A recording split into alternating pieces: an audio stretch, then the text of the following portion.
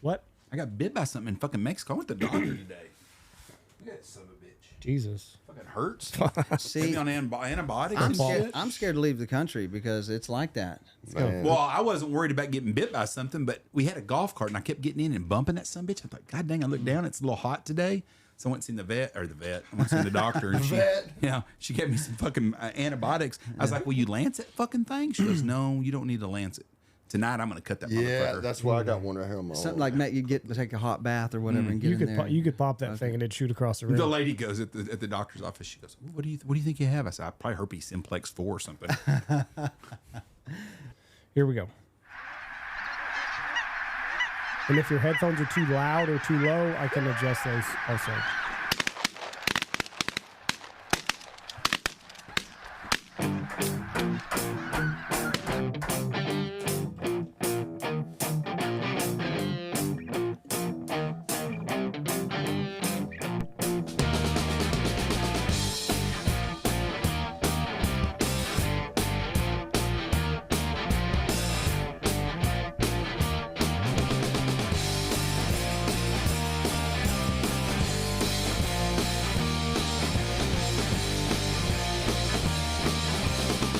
Here we go.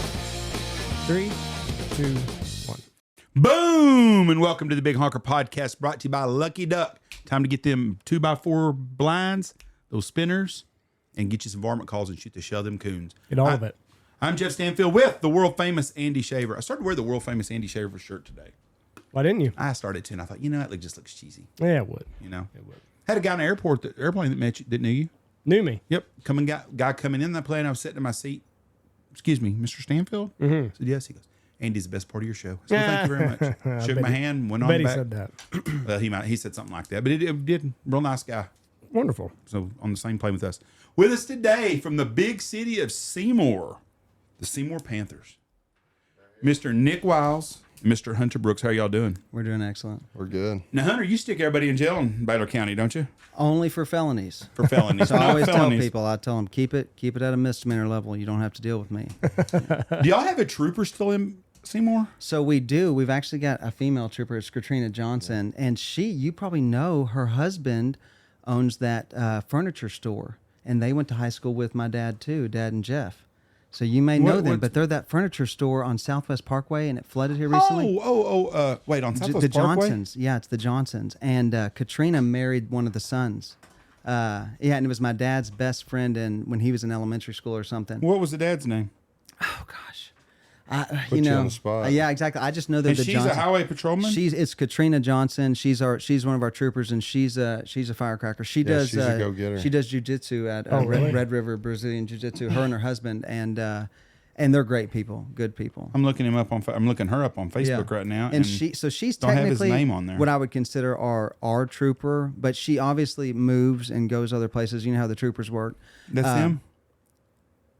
Yes, that's Katrina. That's her, yes. yeah. She's a pretty lady. Yeah.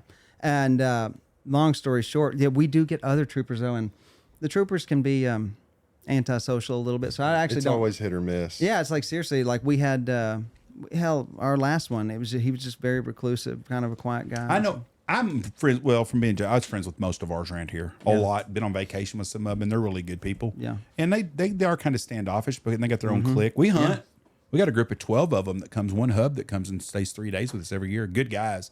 And I know most of them because I've been pulled over because I speed all the freaking time. And that's why it's crazy I don't met her, because usually between Wichita Falls and here, I drive fast and I get pulled over a lot. Believe it or not, even in the law enforcement realm, and I say that from a district attorney, but I see it because I'm in there with the guys, there is a huge division between the agencies when it comes like to DPS agencies compared to like even the Rangers, regular DPS narcotics or DPS troopers from like local law enforcement. And there's always that little bit of we've got more equipment, we're a little bit more trained and experienced. But I will say some of our local cops, like I always tote Mike Griffin's horn. Like Mike is, for a guy who's just worked here locally for so long, so educated and knowledgeable about the law. And it would be hard to be a small town cop because you have a relationship with everybody that you interact with. I think like it's you're gonna older. You're going to see them at the convenience store. You're going to see them at the cafe. Like you're going to be around them a lot more than a big city cop who just same as a judge. handcuffs. Everybody I dealt with, Yes. somebody I knew. I mean, there was very few times you deal with someone you don't know when you're a judge in a small town. And the cops are the same fucking way. And they do something, then they want to bitch at me. I'm like, well, they wouldn't wrote you a ticket if they didn't want to, because they're the same. They don't write tickets to everybody. But I did not know. The reason why I ask, I don't ever see the highway patrol on 277 no more. They must work 82 between Benjamin and Seymour all the time.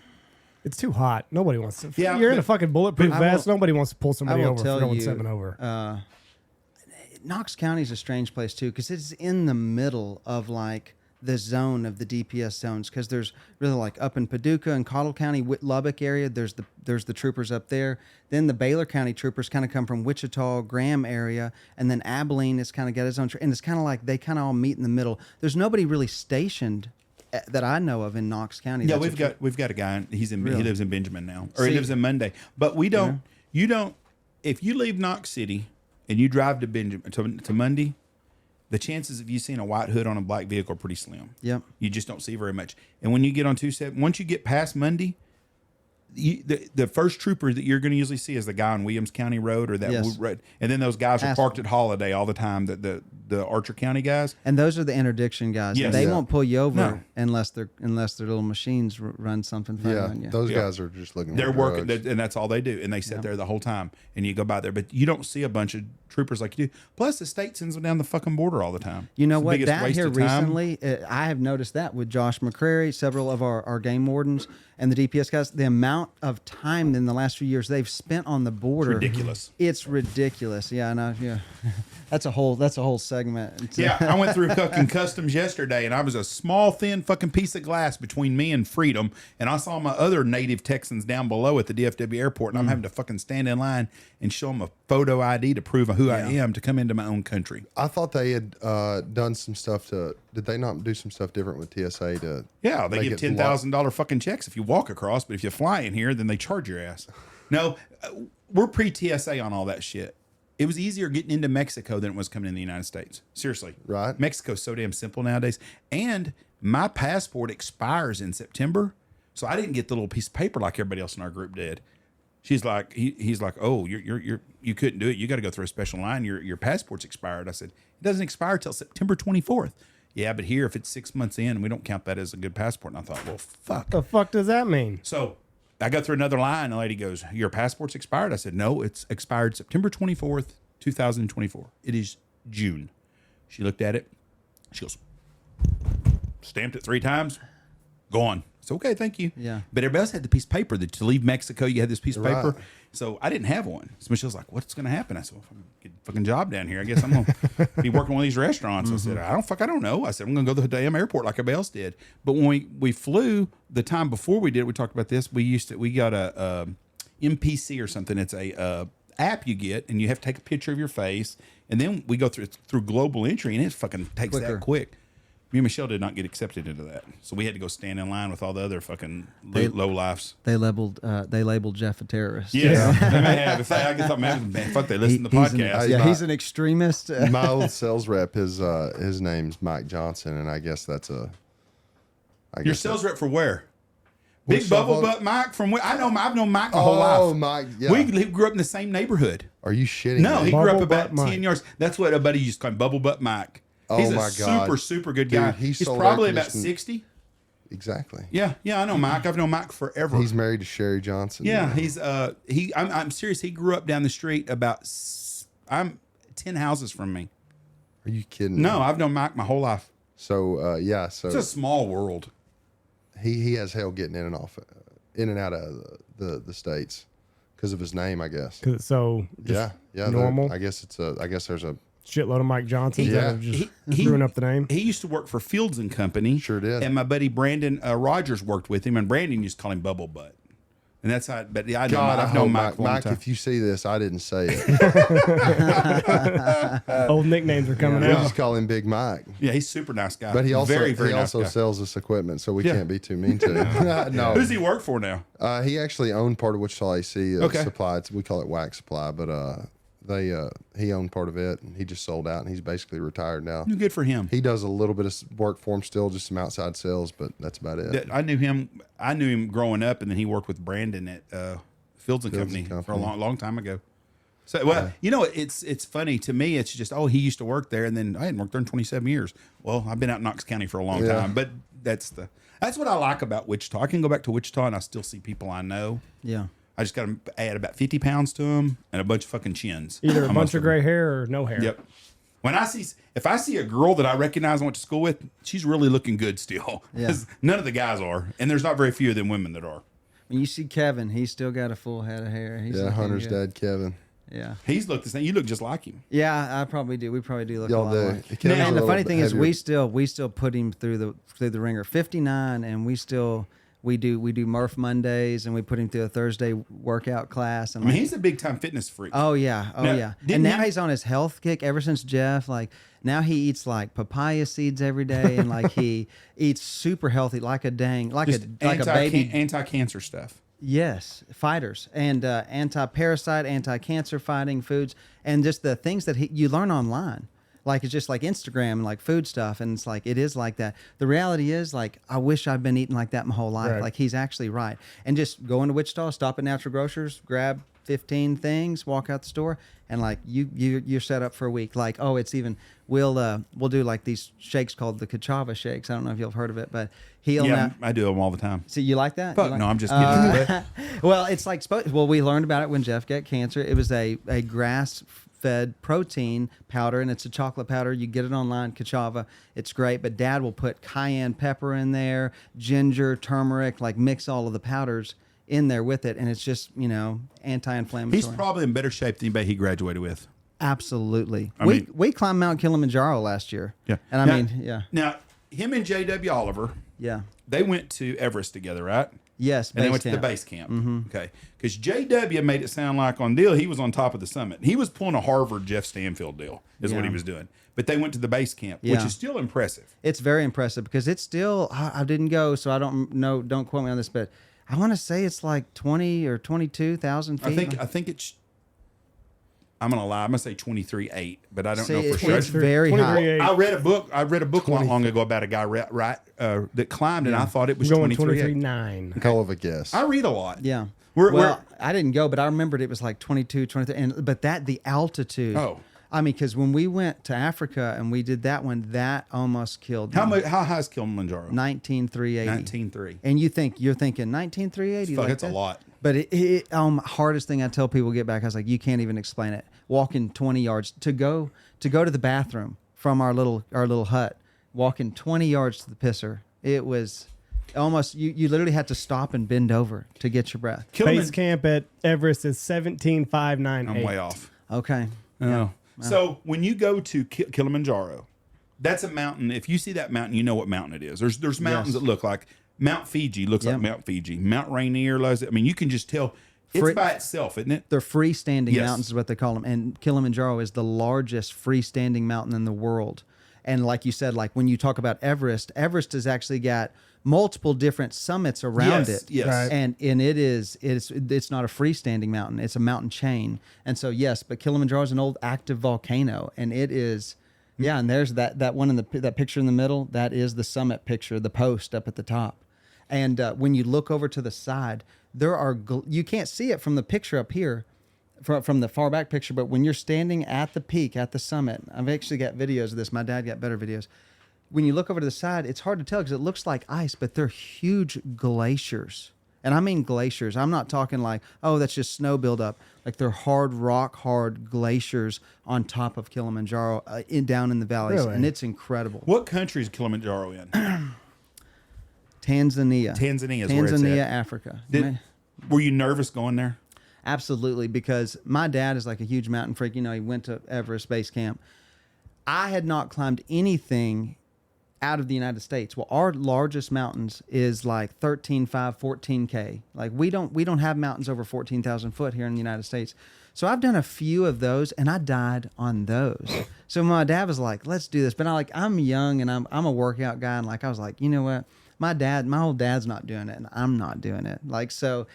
We started training, and our training was we would take a 50-pound sack of corn and some few other items and put them into our packs, and we would go walk. We do mountain biking, and we built a mountain bike trail down on the river at our property, And so we would walk the mountain bike trail, and it's very hilly. Like, it's a very difficult mountain bike trail. And so with the packs on, it's amazing how just in the first few days, like, it was your hips you had to build up for that. Now I will say, I won't lie at all. Like, we had porters, and my goodness, to climb that and carry all your gear by yourself would be almost impossible. You'd have to be a real So mountaineer. you're paying the local, like the Tibetans, the monks and stuff, or whatever they call those. They had like a dang route line of gentlemen who didn't ever bathe, and when they came by, you could smell them, and it was, nothing. I mean, we at least took wet wipes and hand sanitizer, and believe it or not, you know, in Africa, well, I won't tell that part, anyways. But yes, like, nobody bathed over there, so you could smell them. But yes, they would porter. So for instance, our cold weather gear, they ported our cold weather gear ahead of us to the next camp every day, and we would just keep our regular stuff. And so we did not technically carry all of our gear. So they call them porters there. At Everest, they call them, God dang it, what the hell do they call them? They've got a name for them, and I cannot think of the name of them. That's going to drive me freaking nuts. We took my dad's porter, is what I'll call him, from Everest, the guy that came with them in Everest. And in my dad's Instagram pictures, he was, and we actually keep in touch with him on WhatsApp. But my dad and Mr. Oliver paid for him to go to Kilimanjaro. Oh, JW went to Kilimanjaro with you? No, he backed down at the last minute. Oh, wait till I talk to him. Sherpas. Hey, Sherpa. and I don't remember what his excuse was. He's like, "Oh, I've got this big business deal coming up." But you know what? I'm going to tell you right now. After doing the mountain, I realized exactly what he was scared of. After he'd been to Everest and felt that altitude, you can't run from that altitude. You can be in the best shape of your life. You can have the most vitamins in your system. It doesn't matter what you're on. When you get up there, you have to fight the altitude, and there's no way around it. You can't train for that either. You can't train for it. When was It's just one of JW on the those- podcast? 2 years ago? It was longer than that. We were still in Another back, room back corner. when we came here. But JW grew up in the same neighborhood I did. Yeah. So I've known JW when we were both really poor. Does anybody I still am. die on Mount Kilimanjaro? Because like on Everest, people will die and they just leave them there because you can't get Yes. them down. And so I don't quote me on this, but it's funny how like the different guide services will tell you different things. And like, so there's probably not like, I don't know which statistic would be the accurate statistic. I don't think it's a mountain where if you're in decent shape, you should be able to do it. There are some technical parts. The last day, summit day, there was parts where if you're not paying attention, if you're disoriented and you fell, like you could end up killing yourself 1,000%. But for the most part, until that summit day, you were okay. But most people, in my opinion, die up there from it's essentially SIDS, or it's high altitude pulmonary edema, or whatever. HAPE. Yeah, I should know that. You just bleed out. It's essentially your brain and your the oxygen is not getting delivered to your body, and you black out, and you're essentially getting high altitude sickness. And that's the same thing when you go skiing and you start getting headaches. Right. Just think of that times 20, and you're so at high altitude with no oxygen, you get disoriented. Believe it or not, my dad always tells me this statistic, like the people that die on Mount Everest, when you're at that high altitude and you start getting frostbite, it does this weird chemical thing to your body, and they'll strip their clothes off. Start to warm up. They find people dead, and they'll be butt naked laying there. That was like that. We did a Did You Know not too long ago, and I'm gonna I can't even remember what was that thing where they found all the people dead? It was in Russia at the. It was Russia. Oh, in Siberia. fuck. They thought it was the aliens though. But there was a bunch of them that had their clothes removed. Yeah. But they were like, it could have been hypothermia because, like you said, they could have all been going through it at the same time and started stripping their clothes. But they were like, because they got to their tent. Their tent they ripped open their tent from the inside, and like everybody scatters. And some of the people had their eyeballs removed. One girl had her tongue removed while she was still alive. They knew that because she had blood in her stomach. So it wasn't post-mortem because she was swallowing her blood, but it was just a weird thing. They think it was aliens. They don't know. But You that's know what a I lot of think it things. was, and this is my pure mountaineering experience. Mountain rats. They weren't that high up though. What? They were just in Siberia in the wintertime. They weren't in the tall mountains. I'm going to tell you right now, those mice go up into the rocks at the highest point of the mountain. Like you're 15,000 foot up, and there are little mice that live up in the rocks, and it's amazing how I don't think they go down to the bottom of the mountain. They live on the mountain. These people here though, something ripped into their tent and killed all of them. This was in 1950 or something. But Yeti. It was. Oh, this has been a while. Yeah, this is a true story. This is from the Russia though. the Dyatlov Pass is what it's called. Yeah. You can Google it. How tall is that pass? It was in 1959. All these people, I think they were in college. I don't think rats are going to eat that many people at once. I can't find. However, the depends. incident occurred Yeah. at, well, no, that's how far it was away. Wasn't it in Siberia though? Yeah, it was in, the Soviet Union. But they were all in their mid-20s and everything. Hypothermia, internal bleeding from severe chest trauma, hypothermia, fatal skull, crushed one of these ladies' skulls, severe chest trauma. And then one guy didn't go on the expedition because he got sick before they were even left. You know what's crazy about this with your dad and JW and Chris Pruitt, one of my really good friends. All are into this mountain climbing. I think Chris has climbed Mount Kilimanjaro either. In high school, JW and Chris, no one ever would have thought of them as mountaineers. Yeah. Ever. That's just crazy how your life path Changes. and you get a passion Yeah. for something that's just so unusual. So, anyways, back to this fancy foods that your dad eats. Yes. So I'll be honest. You could have him on here one day, and you would have a plethora. I'm going to get him on here one They day. You say should, because he's the amount of knowledge he's obtained from just doing self-study about, and he's not right about everything, but at the end of the day, like, he's right. Like, the things he's doing, I'm thinking, I even wrote down today cayenne pepper and ginger and turmeric, and I'm just going to start putting it in my cachava shake or my coffee in the morning, because just putting it in just like that with something that it's more palatable, you're going, yeah, like, get it in every day. Why not? That's Barbara O'Neill. Do you ever see any of her stuff? She's a older lady, kind of seems like she could be your grandma, but she's always talking about the benefits of cayenne pepper. She'll Yes. early in the first thing in the morning, she'll get just a little thing of water, teaspoon of cayenne pepper, stir it up, right down the hatch, and she's talking about all the health benefits that just cayenne pepper have. So people have a background on this. Your Uncle Jeff graduated with Tony. They played football together. And your Uncle Jeff passed away from cancer a year ago, a year and a half ago. It was pretty close. It wasn't that long ago. It was pretty quick, wasn't it? Yes, and the weird thing was, all it started with was he had like a mole on his tongue, like a bump on his tongue. He got it biopsied like every year, and the doctor would be like, come back next year. Oh, it's fine. It's fine. And then one day when he was 53, the doctor said, oh no, like, yeah, that came back bad this time. Like, we need to have you in. We need to check it again. So obviously, the process that these doctors go through, it's like another visit, another visit, another visit. You don't even get answers. And then they're like, okay, we need to do surgery on it. We need to remove that.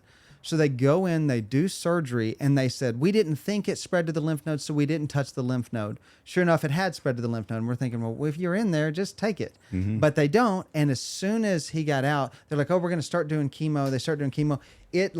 You couldn't have thrown cancer on him faster than that. The way it hit his lymph node after the surgery, and my dad and I almost feel like this. What if you just not touched the mole? What if you just left it? How many years would he have had left to live? We'll never know, but that's a good deal. They said when oxygen hits it, Yes. when it gets in the system. And when your body goes through a traumatic surgery, it's like how, like, an old person falls. It's like when your body is traumatized like that, it's how it doesn't bounce back sometimes. And I do believe it caused the cancer to be able to just take over his body after that. And because it was fast. There ain't a family in the United States that hasn't dealt with cancer. I want to know Mount Kilimanjaro, those tribes over there, and I guess I can call them tribes because that's what they are. Yeah. I wonder if they have cancer like we do, because all they eat is natural stuff, unless the UN poisons them. It was on the mountain. It was the nastiest food ever. They literally, as we were busing up to the mountain to the starting point, these dudes stopped at a local, like, a selling of items. I don't even want to call it a store because it's outside. He literally brings back a little bag, like almost like you put oranges in a little netted bag, and he's got two dead chickens. Oh, God. And 3 days later, I'm on the mountain at 12,000 feet. I'm eating chicken, and there's no refrigerator. Like, where did this cat have it? He had chicken in his bag, and now they've cooked it, and I'm eating this chicken. Like, Dad and I were so worried. Like, Did y'all eat well up there then? You're telling me you didn't. oh no, the food was awful. Rice? Oh gosh, they did. It was porridge in this nasty, like something like if you went to a Dollar General and bought your groceries every day, that's essentially what they have. And they'd feed us like Dollar General bread and porridge for breakfast with maybe some boiled eggs. And then at lunch, we would get like rice and chicken. And then at dinner, they would, maybe give you a little bit of, they did buy some beef too, but like nothing's refrigerated. It was in his backpack Right. the whole time. And once you get 10,000 feet, refrigeration's not important. Yeah. But getting to there makes a big exactly. damn And difference. it took us, it took us 2 days. Did you take some snacks? Yes, Dad and Good I, for you. we took a ton of granola bars and I will say they got us through. Like and the calories you burn up there. Yeah. When we When we Googled it, the climb to Kilimanjaro and back down, it's something like a 60 or 70 mile round trip. So like when we got off that mountain, especially with the elevation, the way and they say to fight altitude sickness, to eat. So we would eat the meals that they'd give us, stomach them, put them down. And they gave us a lot of tea, and we do tea. But then, when we get back to our little hut, we would pound granola bars. My wife is a snack packer. I don't care where we go. She's got a big 2-gallon baggie deal full of shit. And I used to bitch about it, but as I've gotten older, I'm wiser. Yeah. I love it. Grilled cheese crackers are my favorite crackers. Oh. And she'll put 6 to 12 of them little packages in everywhere we go. We're in Mexico, 10 o'clock at night. I was fucking hungry. I was like, shit, got me a water. What was the deal? Ate me a little sleeve of crackers. I like it. I don't care where we go. She's always got that. She would be a lifesaver on a trip like that. That's what I was thinking about those people that are stuck with that hurricane. Like, because I've seen the videos, like people are at Sandals in Grenada, and they're like, curfew is at 7:30 tonight, and you don't leave your room until you get the all clear. Well, what the fuck are you gonna do for food? Yeah. Like, what if you've got what if I'm down there with my 2 kids? Like, well, what are we gonna do? You better hope to hell your mom's on the same trip, because then you'll have food. Listen to my kids, bitch. I just saw. We just got back from Isla Mujeres and Cancun Airport. They're shutting down. I saw where they're starting to cancel flights for today's Tuesday, right? Yeah. Tomorrow they start canceling flights tomorrow night at 8 o'clock. And I was asking people, because I met people when we were the last day we were there. There was a whole group of guys from New Orleans there, and I was talking to them, and I said, "How long y'all gonna be here?" Till Saturday. I was like, "Fuck that shit! It's gonna get bad." And our driver, when we left, he goes, "Oh, I remember when Wilma hit here, whenever that was." He said that bridge was gone. Right. So you get stuck on this resort we stay at. You got to go across this bridge to get to it. It's 200 yards across there. That sucker's gone. You're fucked, and that's what's gonna happen. But anytime a third world country and Grenada especially, I can't imagine being at a resort, and because they told us, they said, listen, they're going to cut the electricity off. We got a deal on our phone too that said they're going to turn all cell phones, or your cell phone will probably will not work after Wednesday night at 10 or 12 o'clock at night, because if the winds hit, they don't have spare batteries for the cell towers. So if the power goes off, that's it. There's nothing to do.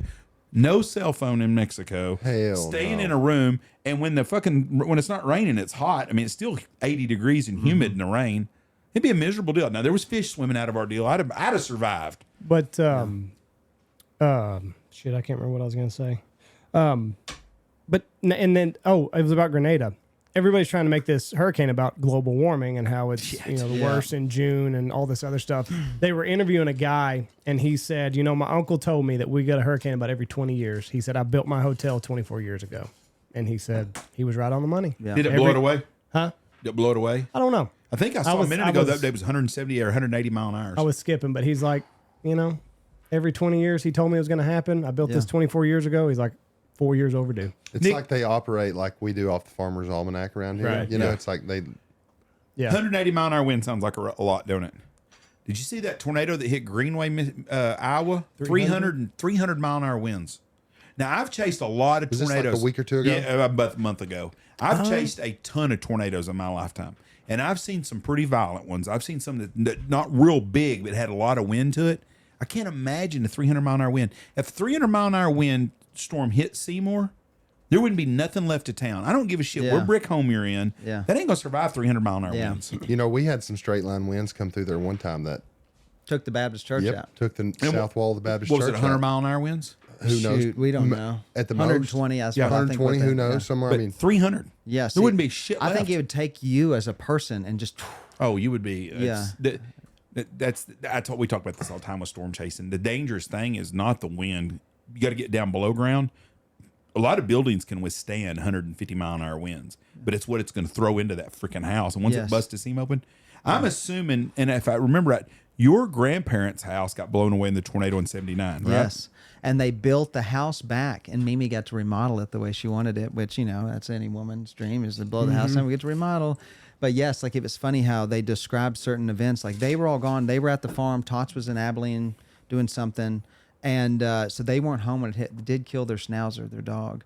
But long story short, everything around the house was destroyed, but there was a little section of the living room that was left, and there was a balloon that was tied to a chair, one of the kids' chairs in the living room. That balloon was standing there. Oh, shit. And through this storm, everything else died. The buildings blowing around, things, but a damn balloon made it. Just bumping around. They live on Brenda Hirsch over in that neighborhood. Is Christine Street. Christine. Okay. Yeah. Yes. Right, close to that. It's right in the same spot. It's right by where there was. Yeah, I know exactly. Close to the Church of Christ over there. Yeah, and a lot of those people go to the Church of Christ over there. Yeah, That was that neighborhood got hit hard. it did, and you probably know this, maybe some of these stories, but there was looters just as there are everywhere in the world, and Tots and some of the neighbors went back. They had some guns, took some shotguns.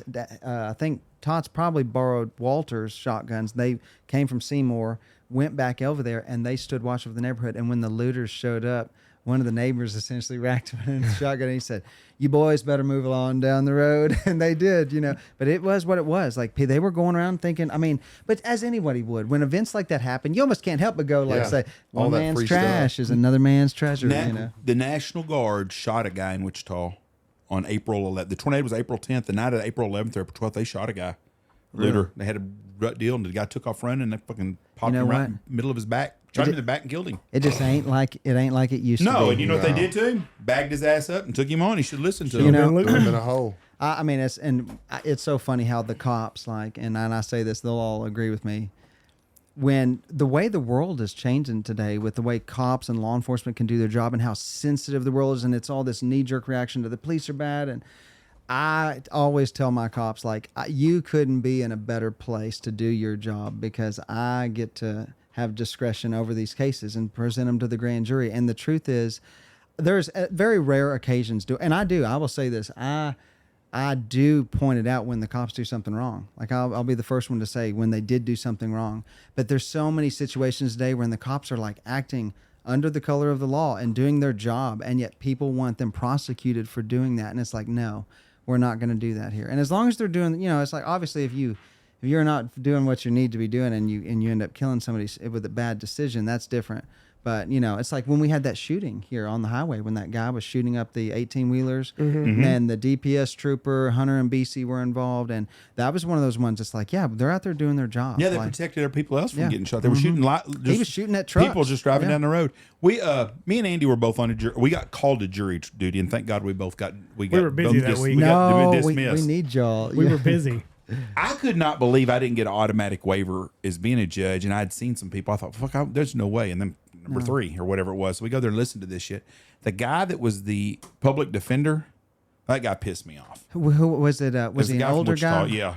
Was it Reggie Wilson? Reggie Wilson. Yeah. And he's like, that was the Melendez trial. Yes. He keeps trying to appeal. He keeps trying to get out. He ain't getting out. And he goes, now, you know that but today we can put an ankle monitor on someone, and they don't really have to go to jail.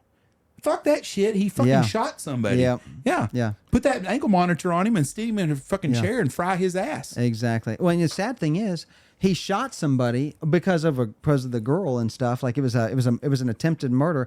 In Texas, this just drives me crazy. But it's you tried to kill somebody, you didn't get the job done. Oh, it's only a 2nd-degree felony. 20 was the max. And that jury gave him a maxed out 20-year sentence with a $10,000 fine. However, you're going, if it's a 1st-degree murder when they die, how is it still not a 1st-degree felony because they survived? It's the same act. As far as the defendant goes, the intent's the same. Right. You have to prove it all. It's all the same. He probably didn't know that he wasn't dead whenever he left the scene. Oh no, he was trying to kill him. He used on that one. It was Mr. Kimmel, Marcus Kimmel, and I don't think Marcus Kimmel would care about me telling this. And it's Mr. Melendez used full metal jackets, and he shot him. I'm not kidding. That first bullet was right here, shot him point blank in the face. The bullet entered at an angle, hit his head, went under the skin, but didn't penetrate the skull, and ricocheted around his head. Marcus is a tough old son of a gun. Though. He's a tough old bird, and I believe that. Yeah, he was, and he did though. He survived and made it, and he took one to the leg. But full metal jackets are a huge difference when it comes to taking somebody out or immobilizing them. Because they don't explode. They don't mushroom on impact. They don't mushroom. They don't disperse that energy. It's the energy. And you know what's crazy about that thing is, the guy that shot him, if Marcus would have passed away from that, he still would have got caught. Yes. It would, it was the worst murder plan ever. Yeah. But there's so many of them like that. Yeah. I'm thinking to myself right now, you know what?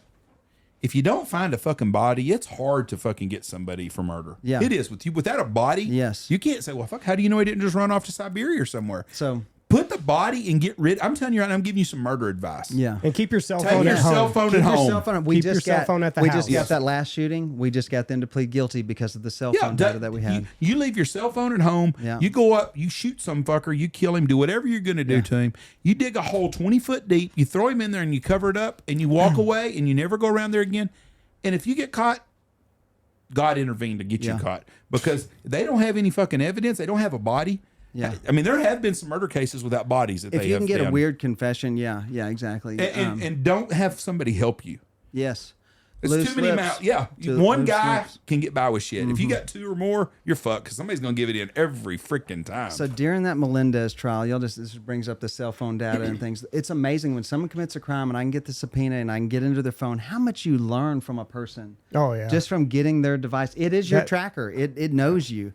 But he thought he was a rapper, and so he would get in the truck. And he would smoke meth, and he would smoke weed, and he would get drunk, and he would drive around in Knox County, and he would rap, and he would video him on Snapchat.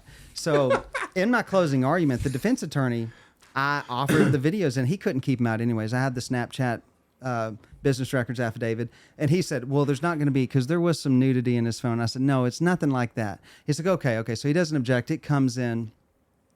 I go to give my closing argument, and I had showed them these videos of the gun and stuff, but at the end, I saved a few of the Snapchats. He was rapping one day, and he was like, and you remember that defense attorney was asking for probation throughout that the whole trial, fucking the time. whole That just floored me. And so at the end, he gives his closing argument, then I get to give mine. I go up there and I play this video of him rapping, and in the rap song, which I listen to rap too when I work out, that's all I listen to. In the rap song, he just kept saying, bitch, I'm the devil.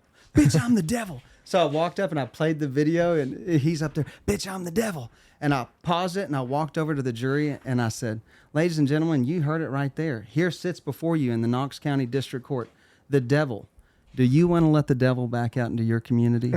And I just walked over and I sat down. And literally, it was one of those things. The judge was like, I didn't know how you were going to use these rap videos. But it was one of those things I thought, yes, spending hours of my time in my office watching his Snapchats, we get so much good stuff from people to help me prepare in a case. Like here recently, we just had the Mr. Hemphill shot another gentleman here in Knox County here recently, in Mundy, north of Mundy. You know what I'm talking about? Yeah. You might have, no, you're older than that. So anyways, these cats were fighting over a girl again. Somebody gets shot in the leg. These guys get in jail and they talk on the jail calls.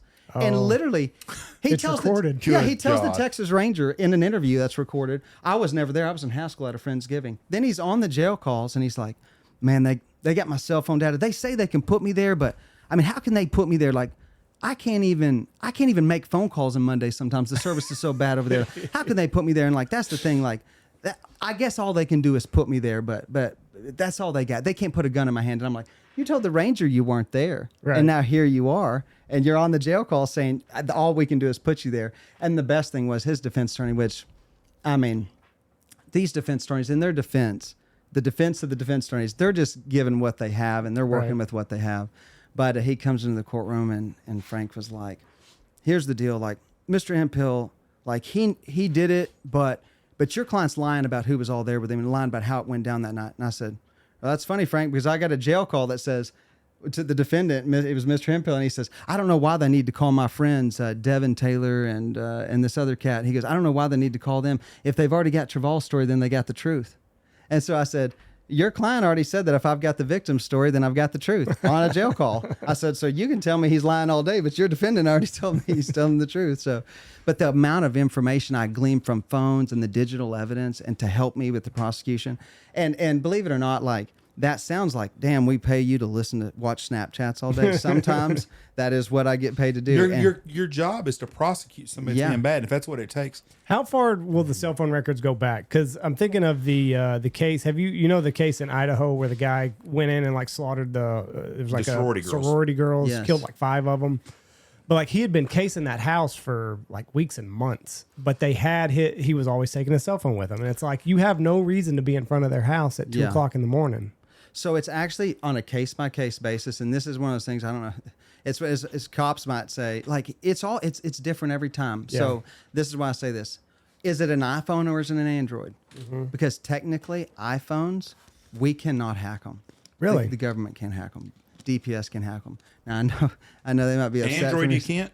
An Android, you can. You can, but you can't an app. Yeah, they can hack our Androids Now I tell him all the time. Felipe's like, I'm gonna hack your phone. I always tell him you're gonna get bored really quick. But yeah, essentially Androids they can hack. iPhones they're encrypted, and it is like they can't hack an iPhone unless they have the password. Well, with what the hell? What case was it? There was a case in California. God dang, it was a high profile case too, and they wanted to try to get into OJ. Oh, and no, they tried to force Apple. them. It wasn't OJ. It Yes. was somebody else. They tried to force the them. Courts did, and they Yes. said no, we're not going to We're not do it. gonna And do they it. went to Apple. And what's the guy's name? We had his bodyguard on for us. John McAfee was that his name? Oh yeah, Jimmy Watson. It was John McAfee though, right? Yes. And McAfee software. He said, if you'll give me that phone, I can get into it. He said, I can get into that phone. They didn't give it to me, but I can't remember what case it was. But it was a big, high-profile case in California, and the Apple would not help the government. So how do you feel about that? Like it's a private company, and they have a responsibility to protect the integrity and privacy of their customers. I think it's wrong.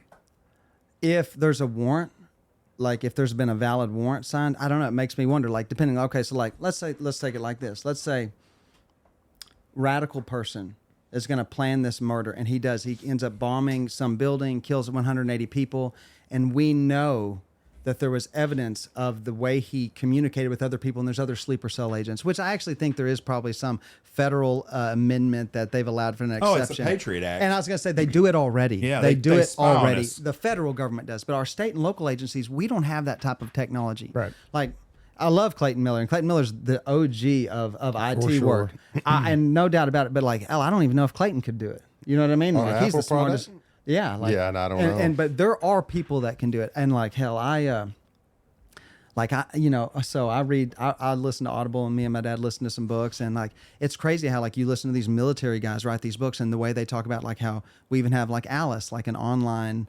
There is a supercomputer that the U.S. government retains, and it helps them with terrorist attacks. It helps them with war planning, and like I believe that like that's a real thing. My youngest son is a cyber analyst for the Army, and we don't know what he does, but he's told me some things that you could do. Like he told me, he said, do not use your phone or your computer on any kind of Starbucks, hotel Wi-Fi's or nothing. Yeah. He goes, I'm telling you right now, if you on your phone and somebody knows what they're doing, they can get everything off your phone if you're on that Wi-Fi. He's told me that. I don't know what he does, but he has told me, he said, it's so simple to get it. People know what they're doing. I don't we had These geniuses, Yeah. we had a friend of ours that was going through a divorce, and he was like, Jeff, you think you get paid to hack my wife's Snapchat? Like, I don't think he wants to risk a career in the military to help you in your divorce you case. may not want to see what's on that Snapchat. Yeah, right. dude. Yeah, don't ask questions. But he asked me that, and he was serious. Yeah. And I wasn't about to ask Payne if he could do that. No. So here's the Payne's funny. probably like, fuck, I I want to did- get I out. did- Or about, they'd switch the subject. There's a funny quirk to Snapchat, and it always frustrates us. But like, if a crime happens and we want to get Snapchat data, and that person happens to block that person, and before we get the phone, it erases all of the messages between them and that person, anything that they sent. So like it has happened several times when we end up not getting the information that we need from Snapchat. And usually when we're going for Snapchat is when we didn't get the actual phone. Like I can't get the phone, but I got his phone number, and we can subpoena the Snapchat records, and the records will give me all the data from Snapchat. But if they deleted them, just what happened in the Kiki Hemphill and Travell Mitchell case, essentially as soon as they met up to fight, and then Mr. Hemphill ends up pulling out a gun and shooting Travell, he leaves, and within 5 minutes he's blocking him on Snapchat. So I was not going to be able to show that to the jury, all of the messages leading up to who had started it, who had said to come fight, like what was going on, because they were deleted. And the Rangers like, that's just what happens. Why the fuck would anybody get into a fucking fight and use Snapchat as the means of communication? I mean, I just can't. I don't understand. This world is so fucked up. Yeah. I'm gonna come over and I'm gonna beat your fucking ass on the phone. Okay, I got that. Here, I'm gonna snap him. Fuck that. I mean, I don't know how to work Snapchat anyway, so I really don't know much about it. But it would take me longer to figure out how to fucking send somebody something. It would just call them up and say, listen, I tried to Snapchat your ass, bitch. I'm on my way. The general consensus, in my opinion, is most people think they're going to use Snapchat because the messages go away, and people can't go and look at them. They don't think of the aspect of law enforcement getting a warrant and seeing your stuff later. And it only backs up for so long, like 90 days or something, but about that's how much information we get. But so most people are thinking they use Snapchat because the messages aren't going to be saved. So if somebody gets on their phone and sees it right there in real time, they won't see anything. Snapchat keeps it. But Snapchat keeps it for 90 days. And if we do a preservation request, I can do from 90 days back to the preservation request and beyond, as long as we have the preservation request. Let me ask you this. Of all the laws, and they're on the record in the United States, which law do you think is the stupidest thing that we should change? Marijuana. I'm asking you. I'll be honest. And there's let me put it like this: there is different. I could go on about that all day long because there's a lot of laws that I think we need changed. But yes, I kind of agree, and this is probably because I'm a younger person. But the amount of time and money and I say this because we're a very small rural place. So my officers, when they arrest somebody, a lot of times, Knox County has its own jail, Baylor County doesn't, King County doesn't. Cottle doesn't. Y'all go to Archer, don't you? We go to Archer, Graham, and Knox. So we transport all over the place. And sometimes we need to because sometimes the boys over there fill up the jail. But it's like that. Think about it. If you're going to arrest somebody for a Class B misdemeanor marijuana case, and in Texas now they made it where technically it's legal if it's under a certain THC amount, and the legislators are going to, kind of dictate that, it's okay with certain products, but you're just making it messy because now it's harder for the cops. The cops are like, okay, well, I smell marijuana, but is it the CBD marijuana? Is it the Delta 9 marijuana? What is it? And it's created a ton of confusion. It's actually, in my opinion, just the Texas legislators' first kind of step into the door of legalizing marijuana, but they're doing it in an awkward way. But yeah, essentially, we spend so much money. And if I could tell you right now the amount of money that our taxpayers in our district, I say district because everybody across the board, pays for indigent defense attorneys, which is constitutional, and they get it.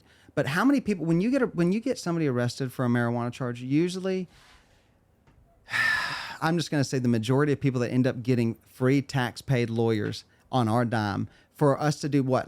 And I always tell the officers, you can get me some weed case, but unless this guy's a really bad cat with some bad history, or he was doing something bad, you pull a guy over, or you find him in his carport and he's smoking a joint and he throws it down and you want to charge him with a felony, you're wasting your time. I'm not going to put people in prison for that. Fuck no. Now, if they fail probation and they continue to do stupid things, they can end themselves up going there eventually. But I just tell them, we are not going to, because there are some cops that have told me they want to go full tilt. They want to get maximum sentences on a marijuana case. And I'm going, you think I'm going to put somebody in prison for 10 years for a third-degree felony charge because he had a vape pen? Yeah. Right. Wow. Yeah. I had a lady one time that I had to go magistrate, and she had a little bit of marijuana or something on her, and I didn't fucking $500, whatever it was cheap. Yeah. I didn't give a shit.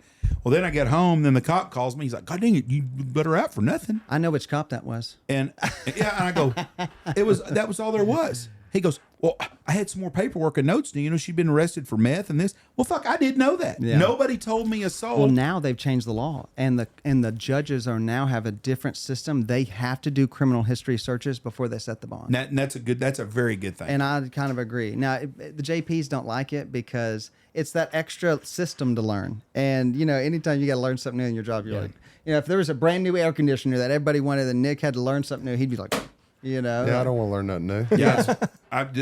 Being a judge from the first year I started to my last year, completely different game. Yes. There was a lot of common sense. We had a lot more laws that we pushed that were harder. If you live anywhere in the United States and you get a speeding ticket, pay your damn fine. Don't get some stupid fucking warrant to go to jail because they're gonna add $1,000 to you. But there's nothing more frustrating than having someone that don't do their shit and not being able to put them in jail because the jails are full. Because that jail don't want a Class C misdemeanor anyways. They don't want no part of that shit. I don't blame them. And because it's our tax dollars. People don't understand. It's our money, and the people who are in town that will be like, put them in jail, and I'm going, until you start realizing how the money gets dispersed and how it goes around, you might change your mind. You need just to be educated about it. But the criminal justice system is one of the most, in my opinion, we totally rob our young youth, our children, by not teaching them criminal justice in high school. About laws, about how the system works, about how to handle a Class C, a Class B, and a class above those, how those are handled. I did home ec, and we cooked omelets and pancakes in the morning. If I would have been learning something about the law, and it's so fascinating, in my opinion. Now, some people might think like, gosh, that's stuff, but I always had a fascination with how to deal with law enforcement, to know when they're doing their job and when they're breaking beyond the bounds of their job. And that happens a lot more than you think. And little did I know that until I became a prosecutor. And as young as I am, it's still like I catch cops doing things all the time. Like just the other day I was, so I can't help but just tell from experience to some of the cases that I see that cops do. And they're little mistakes. And it's not like you're bashing any cops, because when you're and I'll say it like this, when police officers are on the front lines, in the line of duty, things are happening so fast and they're thinking of a million different things that they've been taught. And so that they miss one thing, like who doesn't miss something in their job? Like even Nick probably doesn't like do something for air conditioners sometimes, but long story short, like, the cops, like, they go out there, they do their job, and sometimes they make mistakes. And so, like, the other day we got this guy arrested. He's got a warrant. They say there's nothing in the car. So they're like, okay, you're under arrest. You have a warrant. You're under arrest. Doesn't Mirandize him. Immediately just starts asking him questions. Oof. And then after the fact, even later, like, he wrote up the probable cause affidavit. When I watched the video, it was not the same as the probable cause affidavit. So, like, even though it's a felony case, and I know the cops wanted to get this guy, it's like, I rejected it. And I did it for them. Now, they don't understand it like that. But when you get on the stand and that defense attorney... you saved them a bunch of hassle. I saved them. They don't see it like that. And then, like, hell, the other day, and I'll say this, we've got some new young officers coming in. I love it, because the young officers, they're hungry. They're coming out of the academy, and they're thinking of these fact patterns that they've been hearing, like it's in law school, and they're hearing all these things. And the other day, they got a really good bust. They got 5.5 grams of meth off of a dude, but they pulled him over for jaywalking. And where do you think he jaywalked? He literally he walked out of his front door and he walked across the street. So they were waiting just an excuse to get him. They knew what he had. Got him for jaywalking. And I'm like, that is not jaywalking. Like, yeah, it is. It's in the traffic code. And I'm like, you're telling me you want me to go? That's the first thing is a suppression hearing. We lose and we look silly. Like, if anybody in Knox County finds out that they can't walk outside of their house and walk across the street, and I was like, it's funny later. Every neighborhood, every day. I told the sheriff when he walked across the street to the courthouse from the jail, I said, hey, you just jaywalked, and so and I can't help but say there are funny times like in my job, and I'm like, no, that is not common sense policing. Like you've got to apply the rules like in real time, Right. So. That. Have you seen the videos where the guys get pulled over and they want to get cute with the cop and like they'll roll the window down this much? Mm-hmm. Oh, fuck you, I'm not rolling my window down. Have you noticed the end of it? What always happens? Well, I mean, they go to hold jail. on, I'm asking or you. they Though. get a fucking ticket. Yeah. I mean, you're going to get a ticket. I think if they can... It depends how much you roll it down. Like if you roll it down to where it's like it's difficult for the law enforcement officer to observe you. Yeah. But if you rolled it down halfway, I think that'd be fine. Mm-hmm. But like if you rolled it down where he can see you, he can smell you, he's observing you for obviously you are a participant on the road, you're a driver on the road. You do have an obligation in Texas to answer questions and even consent to a sobriety test. Now that doesn't necessarily mean a blood draw or but yes, technically, if you refuse to take a portable breath test in Texas, a refusal is an automatic presumption in the courtroom of guilt of intoxication. Mm-hmm. Right. Just if you don't do shit, comply. Yes. If you're going to go to prison the rest of your life, if I had something on me and I was going to prison the rest of my life, you wouldn't see my fucking fat ass again. I'd get across into that other country south of here and I'd disappear. I might die down there in 3 days. Yeah. But by God, I'm going to try to get a job with the cartel or something. I'm going to do something. I'm not rotting my ass in prison. Yeah. And so I see these people that do it. The crazy ones are these fucking people that want to say that they're from the Republic of Texas. They're sovereign. Oh, sovereign citizens. Yeah, that wears They're me the just fuck crazy, out. though. And I had a guy come in one time bringing a ticket. And he's all smiling and shit with his wife. And they both fucking old meth heads and shit. They fucking old zipper heads, all just fucking doing this shit. And the guy throws down his ticket and he said, "You got to dismiss that, Jeff." I go, "Why?" He goes, "They wrote down my wrong phone number. If that's wrote down wrong on that ticket, you got to dismiss it." I said, "You can quit watching fucking TV." Another dumb law, and I just think of this, like, you can be driving while intoxicated in a vehicle with your kids, and that's a felony. It's a state jail felony. Driving while intoxicated, DWI, with a child passenger. But you can be in a boat driving drunk, and there is no child passenger law for a boat. So it's like the same thing. In my opinion, a boat could be just as probably even more dangerous. Yeah. And yet you cannot charge them with driving while intoxicated with a child passenger. It's just not in the statute. Like they've just missed it. And the legislators, they get up there, there's so much paper and ink going flying around up there making laws that I think sometimes they don't see it in real time. And as a prosecutor, it's like I had a boating while intoxicated accident a few years ago that we had at Lake Kemp. It was pretty nasty, and there was kids involved, and kids got thrown out of the boat onto the shore. I mean, it was, thank God they were close to the shore. Kids didn't have life jackets on. And it was at night. It was a storm, and they were wanting to drive around drunk, and all kids under 10. It was a really dangerous deal. But, yeah, we couldn't do that, so we had to go with child endangerment. And that's a good deal. So, I think one of the laws they ought to change it. There are a couple of them. I think that if you are a consenting adult and you are 19 years old, you should be able to drink. That's one thing I changed. I understand why the law was 18 because there's too many kids with access in high school to 18. Now with all the fucking dope and shit running around, I don't think alcohol is as big a problem as it was. But I think that a 19 ought to be legal drinking age. It used to drive me nuts if someone 20 years old would get an MIP. This is you're a grown ass adult. I just hate. Let me tell you right now, some of the most emotionally disturbing cases that we have here. It's not even our cold case murder that we've had here recently. It's not even some of these. It's those intoxication manslaughter cases. They're just so tough. Like when people. I think that DWI should be stronger. Yeah, I'm not for if you there is no reason today with Uber and Lyft, especially in a big city, for you to ever fucking drive drunk. Well, out here though, I'm thinking of old country boys driving around, and we did it, and so I can't say it's like I hadn't been there. I was young once I was 18, but I can say like I understood why it was illegal, and like it was like one of those things that like kids these days they're not mature enough not to drink and drive. Just as we probably weren't. I would agree with on that, but I think drinking age should be lowered. I think 21 is absolutely ridiculous. Yeah. You can go fight for if a you country. can follow I the think laws. if you got a military ID, you should be able to drink. Bingo. You Yeah, said that before, and I kind of rock with that. I just that one's one that floors me. Texas is stupid to not have legalized gambling. You can go to every border around, and everything you see are Texas tags, and we're pissing off our damn tax dollars. I think gambling ought to be legalized in Texas.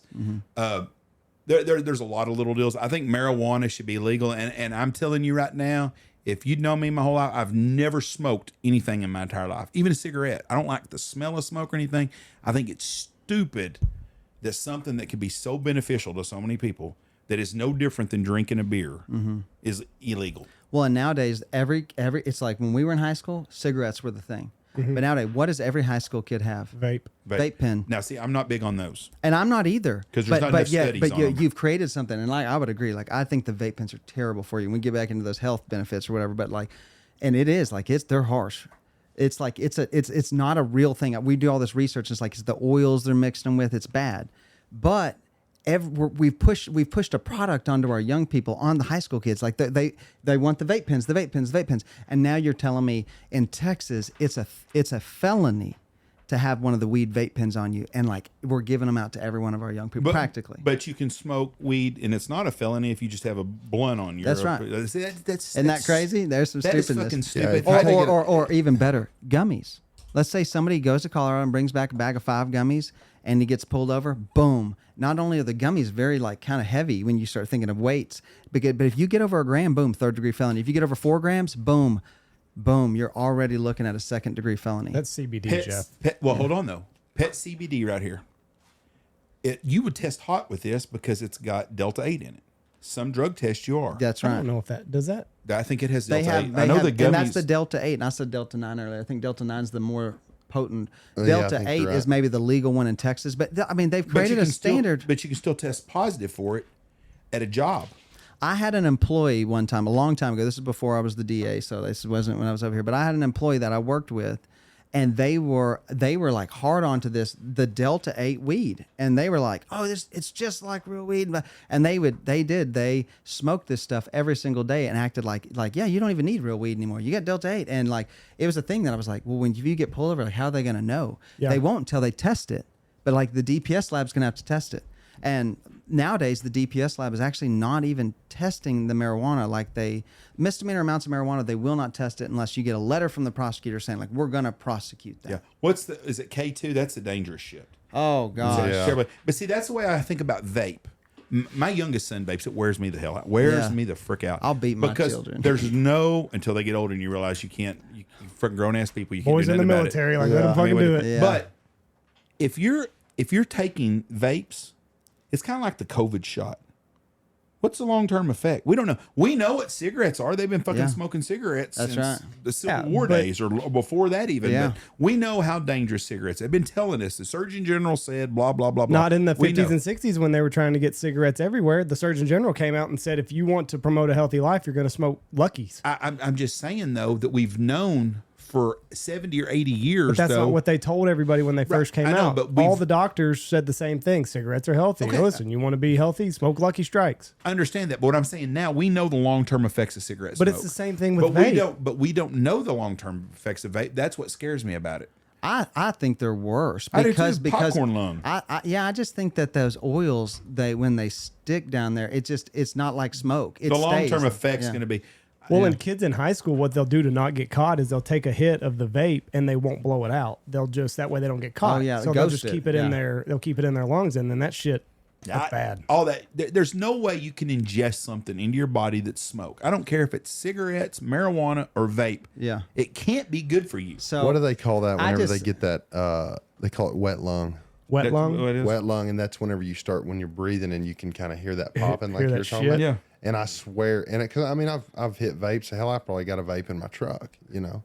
But I mean, when you're drinking and shit, that's what's Yeah. you know that's what's How they get convenient. that passed? How much lobby money went to senators and congressmen to get that shit passed? which one? Like To the, get the Delta the 8 vape- or the regular vape, vape? just the vapes. Oh, yeah, there's no telling. telling. There's no telling. Because does R.J. Reynolds and Philip Morris own the vapes, or is that Philip Morris, I believe, is taking over everything, just like Zen. Yeah. You know. So Well, I'm a good friend of mine, in his mid-60s. He's a Zen guy now. He got off Copenhagen. They're good for you. He's a Zen guy. Well, I tried to tell his wife that. She said she didn't believe that shit. It's I got a lot of always nootropics. bust my Here- friends' here, balls, and I always put tell some of them, that in, "Let's Andy." Bad get for rid you. of that, throw that away, get rid of that." And the Nick's always like, "I'm a grown man, I'll do what I want." Harry that passed away that worked here, that was his problem. He'd been dipping Copenhagen since he's 12. He had cancer on his arm. No, he died from esophageal cancer from Copenhagen. That started on his And arm. I'm telling you right now, if you would have told him 10 days before he died, would you dip all over again? He'd probably say, "Give me my can." I mean, that's Yeah. just, you're not going to change that. Same with an old smoker. Yeah. They live their life they want to live. But we all know what's going Hey, on. No matter what you do. Then you see people like Joe Biden, and you're like, "There's an age I don't want to get to." You know? Just take me out before that. Yeah, but please, What please. do kill you me. think of the recent news that broke? What was the Supreme Court came out and said that the president does have some immunity? Did you see where the New York guy, the judge dickhead today, they're not going to do nothing with Trump until the middle of September. Yeah. And Bragg said that he's not against them dismissing the charges on him now. Yeah, see, it's so funny how they lost. Thank goodness the Supreme Court held the common sense in our country. But it's like, if we were to go back, and Trump's even right, like if we were to go back and start trying to prosecute, I mean, literally, and I don't even want to go through it all, but it's like, we all know here, like when you delete 33,000 emails, when the Congress subpoenaed your records and you just wiped your servers clean, like we talk about But those. she wasn't a president. No, exactly. When Joe Biden, as the VP, has these records at his house, I mean, we could go over it, but why aren't they prosecuted? I see all this stuff all the time, and it's so true. Why wasn't Trump a racist before he ran for president? Because he was a Democrat and won NAACP, Yeah. but he's not a Democrat. There it is. And what's crazy is very few common sense Democrats, because those people aren't stupid, Yeah. but they're getting their money greased. Yeah. Oh, yeah. And at the top, they're smart. Yes. At the bottom, Oh, they're yeah. fucking. I did see where one of the dumbass Democrats in Texas today, and I can't remember which one, come out and said that Biden doesn't need to step down, a congressman. And then Nancy Pelosi said that you also see. So there's some wheels turning somewhere, but they're stuck to Kamala. I hate it because I feel like it was manufactured. It was planned this way. They Andy's planned been on. saying this for. I mean, 6 why else months. would the Democrat? Why Turn else on would the it, the DNC media. be like, "Hey, let's have this debate in June before the convention"? Well, did you see what the DNC said today, though? They think what they're going to do is, in the middle of this month, they're just going to go ahead and make Biden the official candidate and not worry about the convention. They're going to go ahead and do that, they think. Now, See- that doesn't make fucking sense. Plus, isn't that against some laws? I don't know. See, I don't know about. I don't see. Here's that is campaign finance laws, campaign laws. It's totally different. I didn't learn that, and I didn't practice that. But We looked it up today. It was 123 million. What is how much you're allowed to spend for a presidential yeah. campaign? What kind of fucking figure they come up with that? I have no idea. Biden's got over $250 in his war chest. $250 million. $250 million in there The only person that can use that is him or Kamala. Nobody else. That's a bunch of fucking money. I just don't. I know they think Kamala's too stupid. They're not going to run with her, but I do think they're going to try to push him out. I saw something, and I think it might have been Alex Jones or something, but essentially they were saying that they tried to get Joe to step down this weekend, and that it's Jill Biden who's like throwing a fit. Like, And no, Hunter. he's the president. Yeah, Jill and Hunter don't want him to go. Yeah. Jill likes the lifestyle and the power. They said she's very jealous of Michelle Obama. I guess because Michelle has a penis and she don't. And they're very jealous. She's packing. She's very jealous of Kamala and doesn't want her to have any kind of doesn't want her to be president, which we do not need her as president. But if he's so bad he can't run for president, he should have to resign now. Well, or even better, if he does not have the competency to commit a crime like the records keeping that he did as VP, and that was when the prosecutor literally deemed that Joe Biden could not develop intent to commit the crime because he just was incompetent, an incompetent old man. He just made a mistake. You're going, wow, but yet you want him to be the leader of the free world. Do you think, or no, do you think, were you shocked that he tripped over his own dick on the debate? No. Nick, I were wouldn't. you? He's been Hell doing no. that.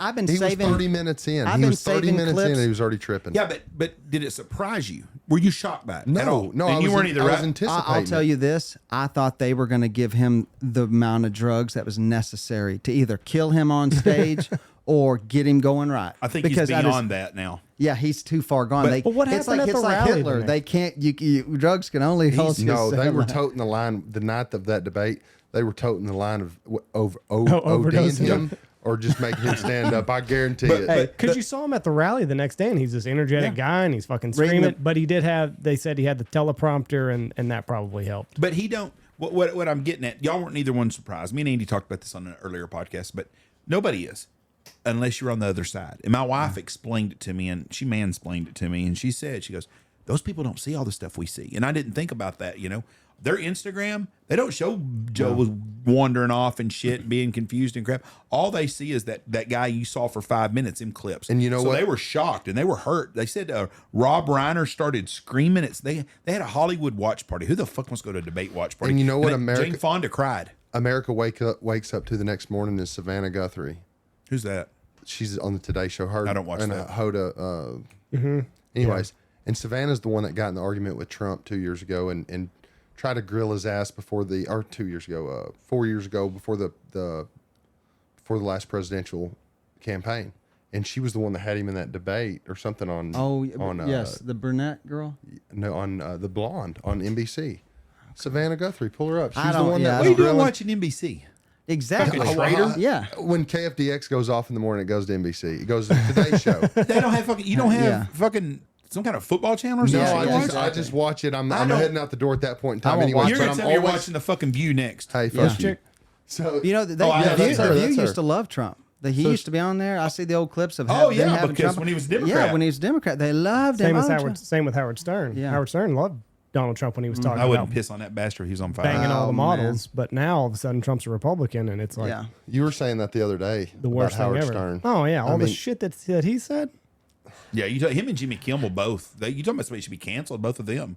But they get a free pass. What has happened to Jimmy Kimmel though? Well, he's a douchebag. How Hangs out about with Howard that? Stern. But How he was about- halfway decent 10 years ago. He wasn't halfway decent. He just was. I kind of thought he was one of us, but he's really not. He's one of them fuckers. He's rich and he lives in that deal. Well, what is And your someone's thoughts on controlling. Jimmy Fallon? I mean, he's been throwing Biden under the bus too here lately, which makes me feel better about the guy. I think but every one of them's Yes. the fucking same. If You you think so? live in Hollywood, California, I'm going to say 95% of you, and you're in the industry, you're a piece of shit. Yeah. 95%. Not all of them. They're disconnect. But that kid, yeah. But those guys that you've seen back in the day, we're going to use Clint Eastwood. Clint Eastwood, I don't know Clint's whole story, but Clint worked his way up from a very successful man. John Wayne. I'm sure they all done some things. I mean, they probably took liberties with a girl to give her a deal on the job. I don't blame them for that shit. That's the way life was then. That girl knew what she was doing. Sharon Stone made a lot of money because she showed her twat to the whole world. Sharon Stone could come out and say, I was a victim. No, you fucking are worth $100 million now. If I had a pussy, I'd show it to you for $100 million. I mean, don't come back and act like you're some kind of fucking victim because you're not. Was Linda Lovelace a victim when she did Deep Throat? No, she got paid. That was her fucking job. She knew what she was doing. So all them guys. So a lot of the old actors and stuff took advantage and liberties with people. But Hollywood's been a sick fucking place forever. But there's not very many guys that are starting off that just left from the war and went and got in a movie and become stars like they did back then. Most all of them fuckers are groomed. Yeah, They're Jake Pauls and Logan Pauls. God. I mean, that's what the whole world's becoming. And have you seen that new Disney biography about how Disney is? It's just full of a bunch of pedos. It's like it's on Netflix or something. They put it on there. Like, but that's what they are. yes, the entire industry is hyper focused on children. Do you have children? I've got an 11-year-old and a 12-year-old. Girls or boys? Boys. Thank goodness. You got a girl, right? You Nope, got a boy I and a got girl? three. I got You two boys on the two ground, boys. one on the way. And so you're gonna have 3 boys. So 5 boys. So they need to do a lot of having sex and Yeah, breed y'all, other y'all ought to conservatives. see what our duck blind looks like on Saturday mornings. But Yeah. you got boys. You don't have to worry about them as much. But if you had a daughter and she was 8 years old and someone from Disney come and said, "Hey, we're gonna make her the next Hannah Montana," there is no way in hell Not in I would today's world. want. No, I wouldn't even want I don't want my boys, none of my grandkids. I don't want them. Fuck that fame shit. Get your job at Allsup's. Look Yeah. at the I'd rather you Olsen do that. twins. Both Olsen twins. You're going to tell me that both of them look like retired meth heads. Right. Yeah. I mean, both of them look. I know they're twins. But Yeah. Britney Spears. 12 They years have- old going to these fucking industry parties drinking and shit.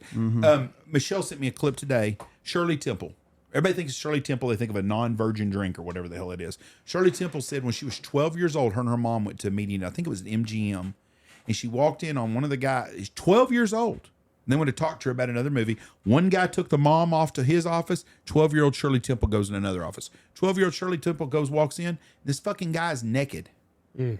Naked. 12-year-old girl. And she starts fucking laughing. And she tells this story on Larry King, I believe, so it's been forever. Well, they've both been dead for a long time. And she said, I started laughing. I'd never seen a grown man. I'd never seen a man naked. She goes, the only person I'd ever seen naked was myself. And she goes, I started laughing. He goes, just get out, and put his clothes on. So she goes, didn't say nothing. She goes, me and my mom walked to the car, got in the car, and never said a word. She goes, which was really unusual. She got in the car. She goes, Mom, she goes, you're not going to believe what happened to me. She goes, what happened to you? She told her mom, and her mom started laughing. She goes, you should have seen what they tried to do to me. Oh no. Yeah. One guy was going to bang the mom. The other one was going to bang Shirley Temple. And they neither one banged neither one of them. That's in 1945, 1955, whenever the hell So Shirley the Temple. mom had the same shit happen to Yeah, her. she walked in and the other guy was fucking naked. But that was the fucking Hollywood. So it ain't like it's just started. No. That was but just the they've nature groomed of it. and groomed and groomed. Like Charlie Sheen, his dad was the same way.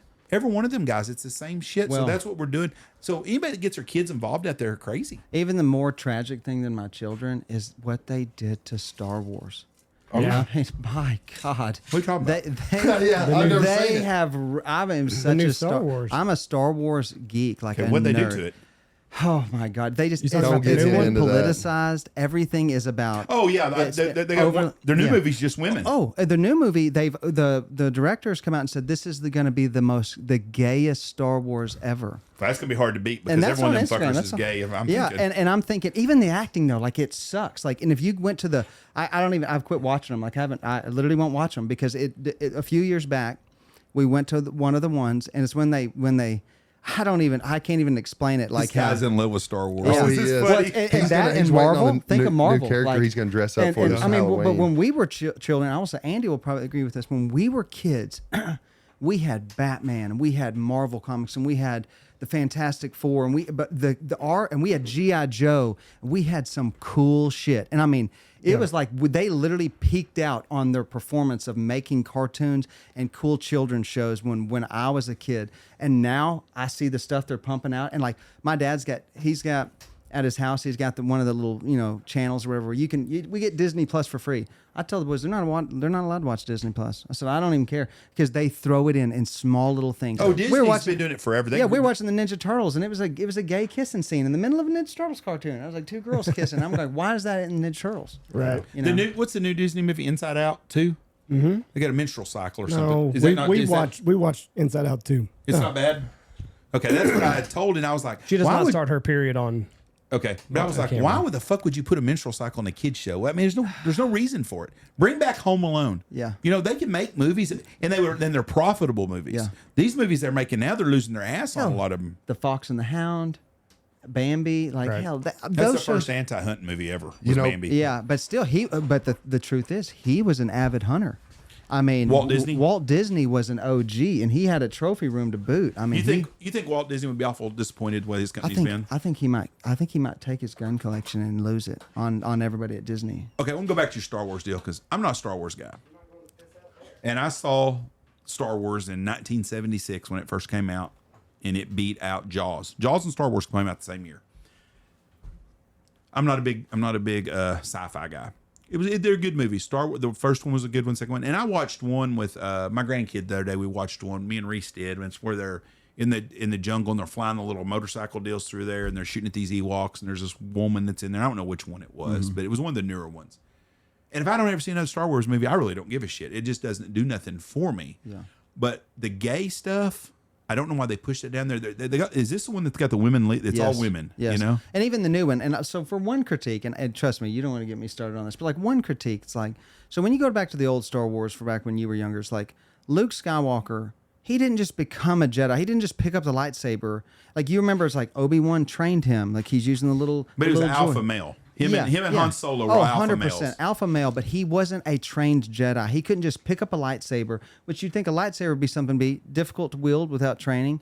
And so You're putting more into this now. I see right now. Well, you had to sit in a duck blind with this asshole. Well, here's the thing: is on the new shows, Ren is this, or the chick, the girl who's the lead character on these new Star Wars movies.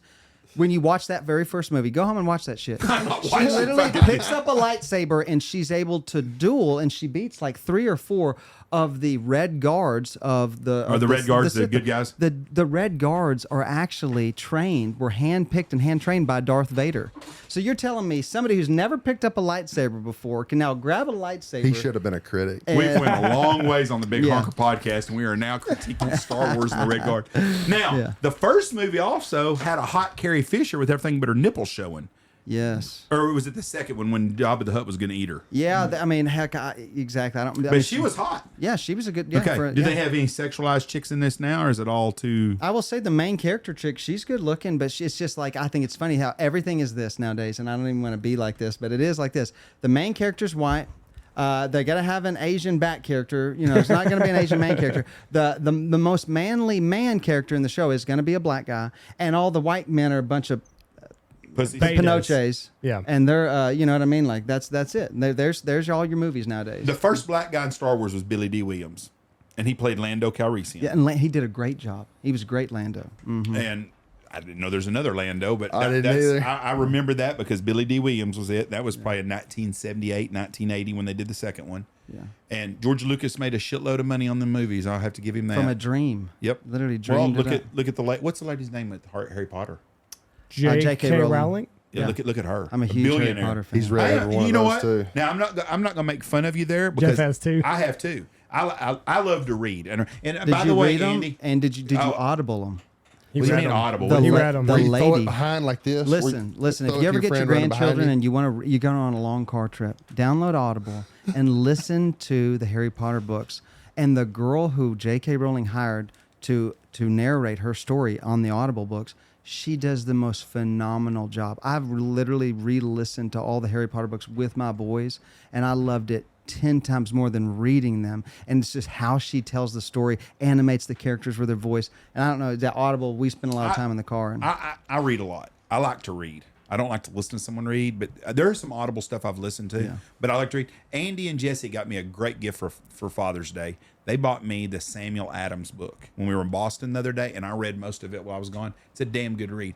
Really? Probably one of the most fascinating men that ever lived in our country, and probably I can't think of anybody that done more for our country that nobody knows about. I thought you said Paul Revere was. Paul Revere's a good guy too. I like him too, but I think Samuel Adams was actually more inclined for our freedom than Paul Revere. Both really good guys, and they should make movies about both of them. Really good. Ever since you said that about Paul Revere, if y'all go up there and visit up there, I've looked into that, and I'm like, man, he's an interesting guy. But Very interesting. Uh-huh. Sam Adams is a lot more than a beer, a lot more than a beer, and he wasn't scared of the English. He was not scared of the English at all. He fucking stood up to him. You know, a lot of those people that were the colonists, they made their families would go. They'd send their families to North Carolina, South Carolina, and hit them because they were after him. Mm-hmm. And he did. He had a bunch of. Have you ever read the book? Have you ever seen the show Turn? No. Oh, I have. That's a great No, I series. have And, not. and there's a book too, and I've got the book also, and I can't remember the name of the book, but Ben Franklin was basically Q that was on fucking the 007 movies. He had all these little gadgets and shit Yes. he'd come up with, and they had, it's called Washington Seven Spies, I think is what one of the books I read was. But they had about 7 or 8 different spies that worked, and Ben Franklin was part, and they had some really cool shit. They had vanishing ink that And they what's used. it called? It's called Seven Spies. I've or read something. it. I've read What's it. the name of it? I don't know, but they also mentioned it. What was it? Who was the? He was on Fox News and they fired him. Oh, Bill O'Reilly. Bill O'Reilly. Bill He O'Reilly, wrote sorry. Killing Lincoln. Those are good books. Fantastic books, and he wrote one on the Revolutionary War, and he fully describes all what happened, and it was essentially the first spies ever used in warfare like this, Right. And like how they did these encrypted letters, they had ink, and I mean, and it was very factually accurate how they did the show They'd too. have to put lemon juice on like a Yeah. piece of parchment, and you couldn't see it. Then when you put lemon juice on it, it'd show everything they're saying. And they went to New York City, which was New Amsterdam, I believe at the time, as they called it, or New York. Yeah. And and New York was controlled by the British.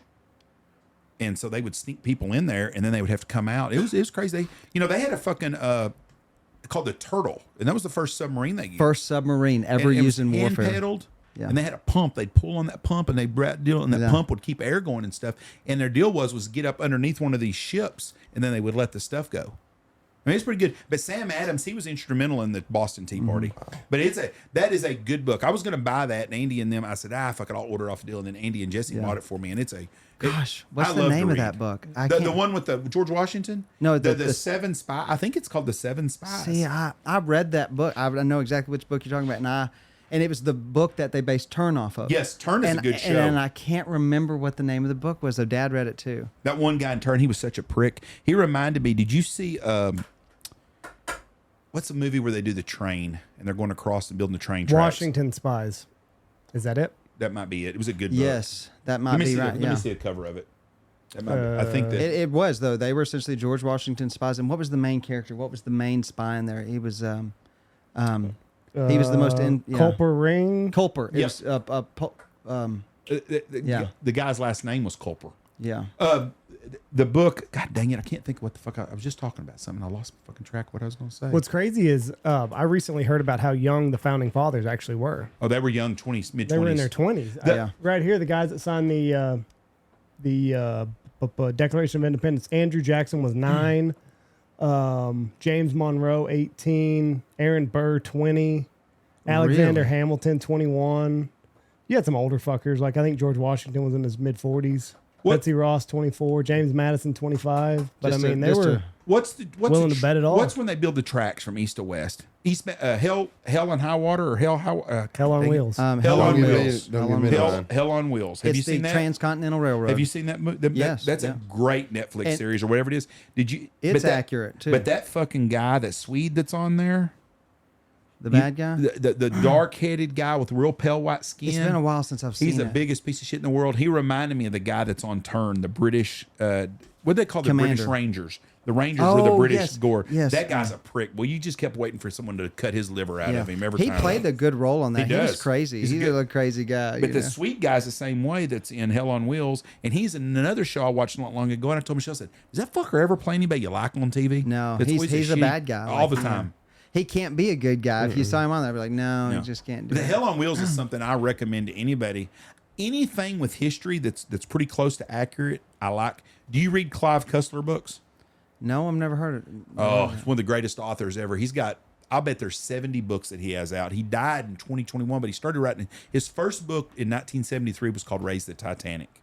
And they made a movie about it. And then they made another one of his books, a movie about his book called Sahara with Matthew McConaughey. Okay. And it's about a guy that's taken over a old diamond mine or something in Africa, and he's got all this slave labor there, and they're making a power source out of it to fry somebody. But all his movies have a lot of history in them, or his books, and then they have fictional character's name is Dirk Pitt.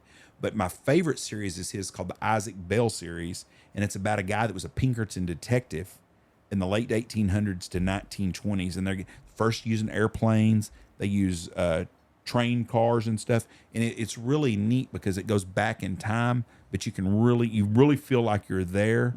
And the things that they had back then that are modern things today were just cutting edge stuff that people were using.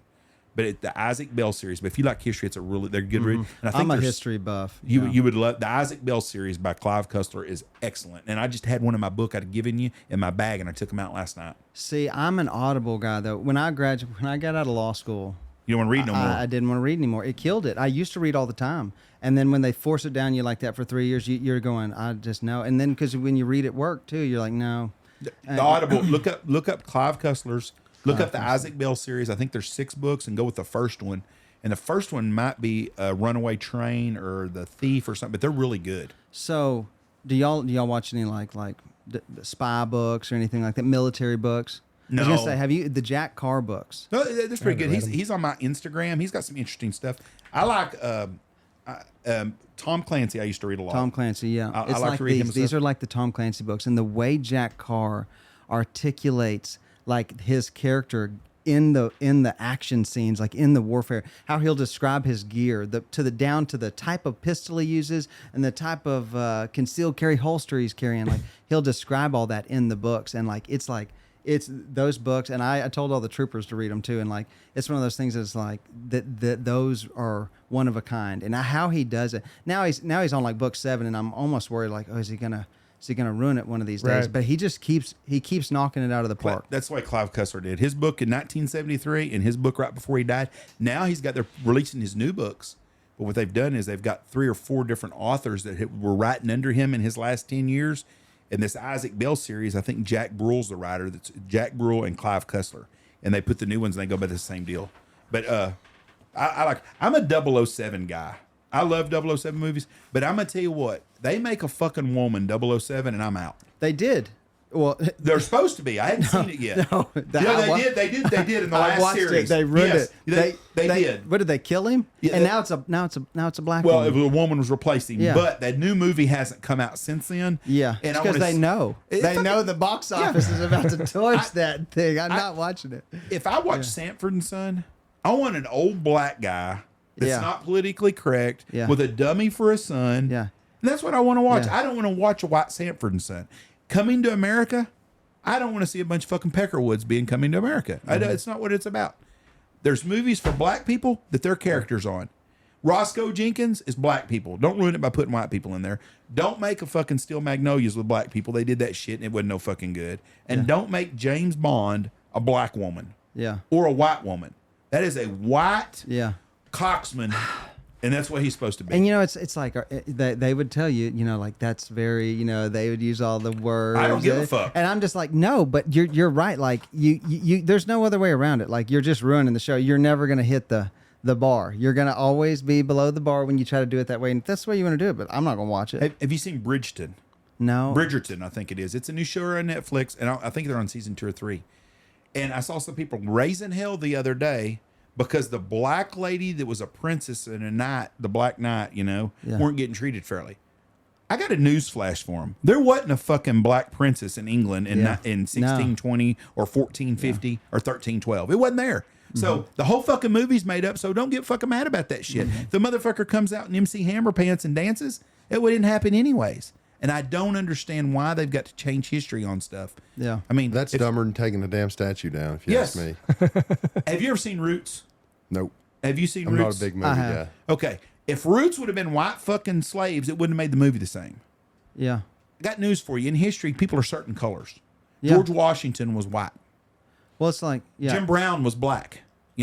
Maybe the greatest running back to ever play the game, but he played at a different era and stuff. But he was a black guy. If you come back and did a movie on him and you put some white fucker playing him, it don't do the same. Yeah. It'd be it'd be an uproar. If we did that with black historical characters, they'd lose it on us. And they should, because Yeah, and they it's should. wrong. I mean, it's But if they history's do it, history. it's like white America, you're just going to have to get over it. And I don't, I'm not into all that shit, but I'm also not into Star Wars. And so if they've got one thing good about Star Wars is you told me they're all gay women, which means there won't be no more of it here in about 10 years. So Yeah. I'm good with that. So- they're gonna breed Breed it out. They're gonna breed themselves into nothing. And we discussed this in Mexico. There is nothing in the world more bitter than a fucking old lesbian. You can find two old gay queer guys, and they're happy about shit. You know, they got a Siamese cat. A frumpy they old travel, do lesbian. that. But you find two old fucking carpet munchers, and them fuckers are never in a good mood. I I will mean, say Nick, this. am I right there? Are you pretty? I see all different kinds of people every day, multiple times a day, and you are right on the spot. Yeah, have you ever met a happy old lesbian? They're all fucking pissed. They're mad because they don't have a penis or their clitoris is not big enough. I've never understood. But they do not. They're never They're happy. negative. Yeah, they get All a the negative life. fuck- Negative But I've spirit. known some old gay dudes Yeah. that, you know, Maybe when they're young, they were happy for a time, but I eventually don't. that well dries up too. but you know. quick. But you can find two old gay guys, and them fuckers are happy as shit. Nobody's bitching at them. I mean, they both like sports. They like to go eat at someplace. One of them says, "Would you like to go where would you like to eat at tonight, honey?" He goes, "Oh, let's go to Chili's." Okay, it's automatic. It ain't no this. I don't care. Yeah. Yeah. And then you pull up. Is this where we're Are going? you shitting me? Like, goddamn, you Yeah. picked them. Well, did you see that Instagram video? And it was where those two gay guys freaked out at the airport. Yes. And did you see that one? The one and guy that was what it freaking was out. like. That was like, I'm like, oh my gosh, like.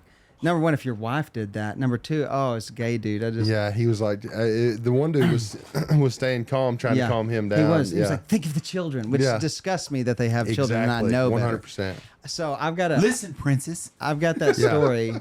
Since we're kind of back on politics, Thank you. as the DA, I sometimes I bring politics into the courtroom because I feel like that's how the constituents would want me to be here. I'm the way I am because I'm political and because I feel like I'm educated about it. So I had this jury trial here not too long ago, and in my jury trial, now I will say this: I had planned on using this closing argument, whether it didn't matter what color they were, but it was essentially the try that in a small town song. You know, y'all have heard that song. Try that in a small town. See how far you make it down the road. And so I used that in a closing argument. Well, the defendant did happen to be black, but it was essentially in my closing argument, the guy had stolen a tractor and drove it to Kroll and burned up the engine and so. Long story short, it was a state jail felony trial, and in the closing argument, at the very end, I said, it's kind of like that. It's kind of like that song, try that in a small town. And here we are. I'm asking you to sentence him to the maximum range of punishment, and it's kind of like that song, try that in a small town. See how far you make it down the road. That perfectly describes this case. And long story short, the judge got very upset with me, and she said that was a racist remark for me to mention that song in the courtroom because the defendant was black. And I thought, that's crazy when I, all I said was, the song is so spot on. Like small towns keep our ethical and moral values. We set the standard when it comes to law nowadays because it's gone in the cities. And the fact is, like, if you're a criminal and you come to Baylor County and you are hitchhiking and you steal a man's tractor and you drive it to Kroll and burn the engine up, like, there is a repercussion for that. And especially when you have history and that comes in at sentencing. And so it's just like the fact that you would then insinuate, just because I say, try that in a small town, see how far you make it down the road, and then say, oh, that was a racist remark. I thought that was really like a low blow and unfair. And like, so then after that, all the police officers, they bought me a try that in a small town. So, People are too sensitive. yeah. Do you get reprimanded right there, or does the judge call you back into the So chambers? no, and- she actually just made her complaints to my assistant, and then I think she realized that was inappropriate. So she came into my office and she said, "I just want to tell you to your face, like, that was I didn't agree with that. I think that was over the line." She told it to me, and I think that was out of professional courtesy to tell me she didn't agree with something I said. And I just said, I think it's perfectly fine. And I said, if you listen to that song, like, which we then argued for the rest of that week about how, it was created, the music video was created on the steps of a courthouse where there was this violent act. And I'm going, that's every courthouse in America, something bad happened. I don't think, and that's actually that's his county. That's where he votes. That's his courthouse where he resides. So I think that's the ridiculous thing they say, that's a racist courthouse. Anyways, but Can you go to? she couldn't get me in trouble, really. There was no reversible error. The Court of Appeals would never reverse you on that. There was nothing. It's for argument, and like You're elected too. I'm elected, So and it's like you can say like you couldn't hold someone in contempt for making an argument like that. You could say, if the defense attorney wanted to object, then you could uphold an objection. But the reality is, it's my closing argument. These are arguments. I can say practically wherever I feel about the case. Right. Do y'all have an ethics board to go to like judges did? Yes, we do. Yeah. I used to get threatened on that sometimes. Yeah, they Somebody's do. going to turn you into ethics. I don't give a fuck. I'll quit. Yeah. That's what I told him. I said, fuck, I don't give a shit. I Yeah. quit. If I go down there going to argue with you about a bunch of stupid shit, I got better things to do with my time and money than me to fucking do it. So I'm not going to do it. Yeah. One of the counties by me, their JP used to all the time, I can't believe it, what you said on Facebook. Someone's going to turn you in. Yeah. I don't give a shit. Yeah. You know, I'm myself. I'm very fair to people. Yeah. I'm honest. I just speak my mind. I hate Facebook, and I only have it now before the office, and I post things that are going on sometimes. But I'm just not very good at Facebook. But I like Instagram. Like I watch the podcast on there, and that's how I see things. I love Instagram. But like I will repost things on Instagram, and sometimes I think like, you know, it's like I could see somebody being like, "Oh, I can't believe the DA would post that," but I'm like, "No, it doesn't matter. Like that's my views, and they can quickly find out the way I feel about it." Your life, as long as you do your job, your standards shouldn't matter because they don't matter anywhere else. Yeah. I mean, look at Alvin Bragg. Yeah. Now I'm going to ask you this: in Baylor County, are you living in a $12 million house? No. Ain't that amazing how I feel like it, though. I feel like it. A guy in New York City could be a DA, and he's got 2 boats, 4 houses, and he's made all this money in the last 5 years or whatever it is. I will Crazy. say this: it's statutory how much DAs get paid, but depending on your county, the county commissioners can vote to pay you over that stipend over that. And like the Dallas County DA is obviously making more money than me. How many cases does he try? Probably none. Yeah. He's just an elected administrative He's a figurehead. DA. Yeah, he's a figurehead, and he's not going to try a case ever. And yet, and I get it. It's like obviously we have less cases than Dallas County, but it's still like you can't have a caseload. Like you can't keep some cases. Like I get it, you know. All fairness, Alvin Bragg though, he was making good money as an attorney and had some pretty high profile cases he did. So he made some coin. Mm-hmm. But I'd sure like to see his financials in the last 2 years. And I think that ought to be open to anyone that's an elected official. If you get money from outside sources, I think you should have to show it what it is. Yes. No matter what it is. Because I want to know how AOC is worth $15 million. Exactly. Well, it's the insider trading. And like they're exempt. How can you take $180,000 and turn it into $15 million? That's some big time. I mean, that's some big time stock tips. I mean, there's something else going on. Backdoor They're getting money. deals. There has to be. The fact that we've let our country get like this, it disgusts me. Like exactly. Like it's good old boys like us that sit around and we're like, we know it's not right. We know this isn't normal. Right. But like, what do you do about it? Like, hell, I don't even feel safe to vote nowadays, you know, because I really do not agree with the last election. I don't think Biden won it. No. And the mail-in ballots with the COVID, it was a coordinated strike on our elections. France had their election the other day. Them fucking liberal ass frogs, and they Macron's out, but their system's fucked up, and I don't know how much control the new group's going to have. But they counted their votes all in person and had it all tabulated within about 8 hours. The whole fucking. Well, and I heard something the other day, and maybe this is wrong, but I think the United States is one of the only countries that we have moved to all electronic voting. Yeah, and one party controls the machines that are made, Yes. who counts them, and everything's screwed up. And you're going, well, of course there's going to be. I think that Laura Trump is in charge of the RNC, and they're mobilizing a lot of people to make sure this election has a lot more integrity. There ain't gonna be no. I say that there ain't gonna be no more pipes busting in Atlanta, and nobody the curtains on it. They're gonna try to keep as much open. Who do you think the last president we had that left office that wasn't wealthy was?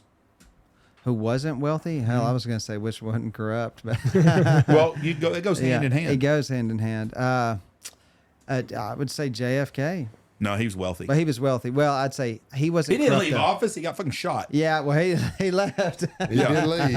Who do you think, Nick? Yeah. Shoot, I don't know. I was sitting there thinking that hard. Andy? The last president that left what? Left office that wasn't a wealthy man. That wasn't a wealthy man. The That's a last tough president. question. That's This is- easy. It's a real easy one. There's a good answer, and I'll tell you in a minute. You're going to say Jimmy Carter because he took the. No, Jimmy Carter had a lot of. Jimmy Carter was a wealthy man before he became president. He was a Peanut farmer. No, he did something else. but I thought he That's was a just peanut farmer too. He was, but that's what they want you to believe. He actually did something else. But he was a wealthy guy. Harry Truman. Harry Truman? Harry Truman left office with his wife, loaded up the Oldsmobile, had sandwiches made by the White House staff, and hit the road to drive back to Independence, Missouri. Really? Stopped and stayed at Howard Johnson's on the way 2 times to get back to Independence, Missouri. Poor. Yeah, but hold on. Let me see what his net worth What was. do you think is going to happen here right now? Who's going to win this deal? Man. Who are you betting on here? Who do you think, if you had to put Harry money Truman on it? was Jeff, I'm among, going to ride with you for a Yep. minute. well, Harry Truman was among the poorest U.S. presidents with a net worth considerably less than $1 million. His financial situation contributed to the doubling of the president's That's right. salary to $100,000 in 1949. Is that what it still is now? No, what it's is it now? 480,000 or That's right. 500. But they said we can't let this guy go back to Missouri and have to get a fucking job somewhere. In addition to So they presidential gave him pension, retirement. Truman was again, in addition to presidential pension, was created in 1958 when Truman was again experiencing financial difficulty. Yep, he left poor. Let's and, see. And so they In said, what year? 59, 58, 59. yeah, that was before Kennedy even got elected. But he had went back to Missouri and didn't have any money. Now, I'm not saying he was a poor You man, but a literally poor think they president. legitimately fixed him sandwiches when he left. I've read the story on him. Really? And drove back to fucking Independence, Missouri. I mean, Wow. but it was a different world back then. He served his country. That's what a politician used to do. Now, there is no doubt that the war machine after World War I, they kicked in and they figured out it was a big money deal. The industrial complex, all that shit started off. But Harry Truman was a poor guy. He became a vice president for Delano Roosevelt. Was that it? He signed the rights to his memoir for $600,000 in the mid 1950s. So he wasn't He didn't have, and that was a lot of money back then, but he did not have a lot of money. $6 million in today's dollars. But they made the presidential pension because he was poor, didn't have a lot of money. And Are you sure it wasn't Clinton when he walked out no, of there? fuck that son of a bitch. Yeah. So I can't help but I want to swivel on y'all and say we can't get off the Big Honker podcast without talking a little bit about some duck hunting and stuff. Oh, yeah. Sure. Yeah. So Nick and I have this new venture, and I started it about 2 years ago. But the reality is, we're Oh, going to lock it God. in. Oh, Nick and I are going God. to lock it in. We're going to get made fun of But that's all until, right. until we post those Until we pictures on post those social pictures. media. So what We're- have y'all come up with? Then? We're going to duck hunt with bows. Oh, there's people that do. We Oh had a yeah, couple guys Tim podcast. Wells. Yeah, we've had Tim on. Really? Oh, see, and Have I you even seen Tim's Bigfoot deal? no, Tim's got a hell of a story. really. Yeah, he's. Man, don't tell me that. Oh, I'm telling you right now, and there's a video to I prove think it. I kind of believe They some were of it. they were in Idaho, I believe, or in the mountains in Washington or Idaho, and they see something, and it scares the shit out of me. It makes my fucking hair stand up just telling the story. Here it goes right now. That's going to come on with for damn. Here's a YouTube deal. They fucking cut you off on your. They demonetize you, but they still sell ads to you. Yeah. Hey, I spent the week in Fort Smith, Arkansas, and it's all I thought about was Bigfoots up there the whole time. There's a lot of inbreeding in there. It's in Idaho.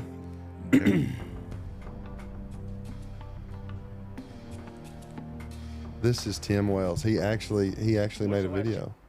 No, he's With there. The foliage and everything, the undergrowth here, it looked like a bear because all I seen was the brown coming through. But then, as I got the camera and stood up, and you grabbed your bow, when it stopped right there at that pine. When it stopped at that pine right next to us, it stared at us, which seemed like 5 minutes. Yeah, which it only- was staring back for a long time. At that point, I knew it wasn't a bear. Comes back.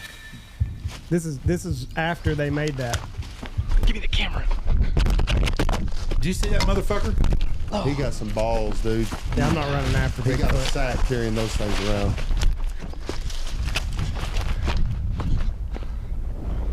I bet those things move so fast though.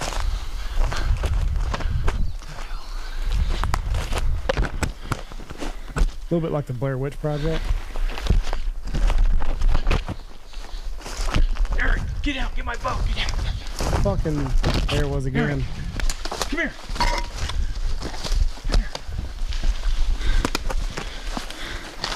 Where's my bow? Oh my god. Should have shot it. I tripped. Oh my god. I tripped it out. Here it is in slow motion. I want to look at the footage one more time. Right there. Whoop. Get the fuck out of here. Fuck that. Did you see my, did that not give you the heebie-jeebies? Oh my god! You know what? dude. Here it is in slow Look at motion. this. Yeah, Look at look this at shit. Now, what are the chances that you're going to find some fucker in a monkey suit Ain't nobody out there 15 fucking around miles? with No, somebody. no, not at all. That's something real. I don't know what it is because people are like, oh, it looks like he's got a hoodie on. Blah, blah. I don't know what it is, but there's something there. when And they you're- were talking about it before. Yeah. Because he was like, I tried to get the camera on it and it just happened too fast. And then You know, here's the deal. It's like there's so many of us hunters that are out there in the wild every day taking pictures. We've talked about it over and over and over again. Somebody's finally gonna have to see one, and it's like, what if this is? I've had Well, two. especially What if with this is like the cameras. breakthrough? You know, that's like, I got two good friends, two guys I really, really, really trust. I'm a bullshitter. So if I went into the store and said, "Hey, I saw a fucking Bigfoot," Clay Reed, he's seen or heard something too. Well, Clay's a bullshitter too. So people are like, fucking Clay's just fucking with us, you know. Two buddies of mine that don't bullshit or nothing, both had encounters with one. One of them was fishing in Idaho on a damn float deal, and they backwards and you're fishing and stuff, and he said they smelt something. He said it smelt fucking horrible, and he said like death walking around, probably about like your porter guys. A porter guy. I assure you. And he said, they're like, God, what's that saying? And he said, all of a sudden, the guy on the boat's eyes got about this big, and he looked around. And he said, there was one son bitch set right on the deal, and it went back in the brush, never seen it again. He goes, I don't know what it was. He goes, it wasn't a bear. yeah. But it was just that quick. And then another buddy of mine at Lake Shasta in California had one rock their boat, rock their camper and shit. Did you, as a kid, watch The Legend of Boggy Creek? I don't know if I did. I don't think when I was a kid it was around. That was a. I mean, it's an I older show. slightly remember that. You remember watching it at my house? My I dad used to have it, and we Yes, we and would it was watch it was that. supposedly in Broken Bow, Oklahoma, and that is where those sightings occurred. And I saw yeah. a Sasquatch vehicle the other day in Dallas. Sasquatch Patrol, Yeah. blah, blah, when I was going to try to get a phone number on it. And I was I going don't think they're in West Texas. I'll tell you that. So Trey Prater, you know Trey, fly fishes in Broken Bow. yes. We were having supper together one night at a cabin up in Broken Bow, and he was telling me. And Trey, you know, he goes out and he does a lot of hiking, and he fly fishes for a living. That's what he does. His guide's fly fishing, and he was telling me like he sees that country every day, you know, up and down them hills and in the rivers and streams. That's and some stuff. thick shit, too. And Yeah, it it's is thick. thick. It's real thick. And he was telling me some shit out on the patio that night. We was out there chilling, and he was telling me some shit, and I'm like, let's go inside and finish this story, dude, because You're in the middle of nowhere. yeah, and I'm not familiar with the land, and he's a not a local, but he's lived there for 4 or 5 years at this point. So I mean, he's been there, and like he's telling me stories of people walking up on families of them and shit like that. It's you know the feeling of like, man, I want to believe it, Right. but then again, I'm like, I don't, and then. You know, at some point in time, you're going to find yourself walking through the dark going, yeah, that shit ain't real. You know, and you're just telling yourself that, you know. But That guy was You full said of West shit. Texas, right? A minute ago. There's two stories about Wichita Falls. Well, first, the story Clay tells a really good story, and another a good guy had one. seen it, and I've been to that same spot. If you go to Mankins and you go north, and you go over the guide mound right there, it's over on the left where they're at. So I know exactly where he's talking about. And all that butts into the Wagner, and before all the fucking windmills fucked up all that shit, that's pretty rough country where there was a lot of, unless you were a cowboy in the Wagner, you weren't going in on there.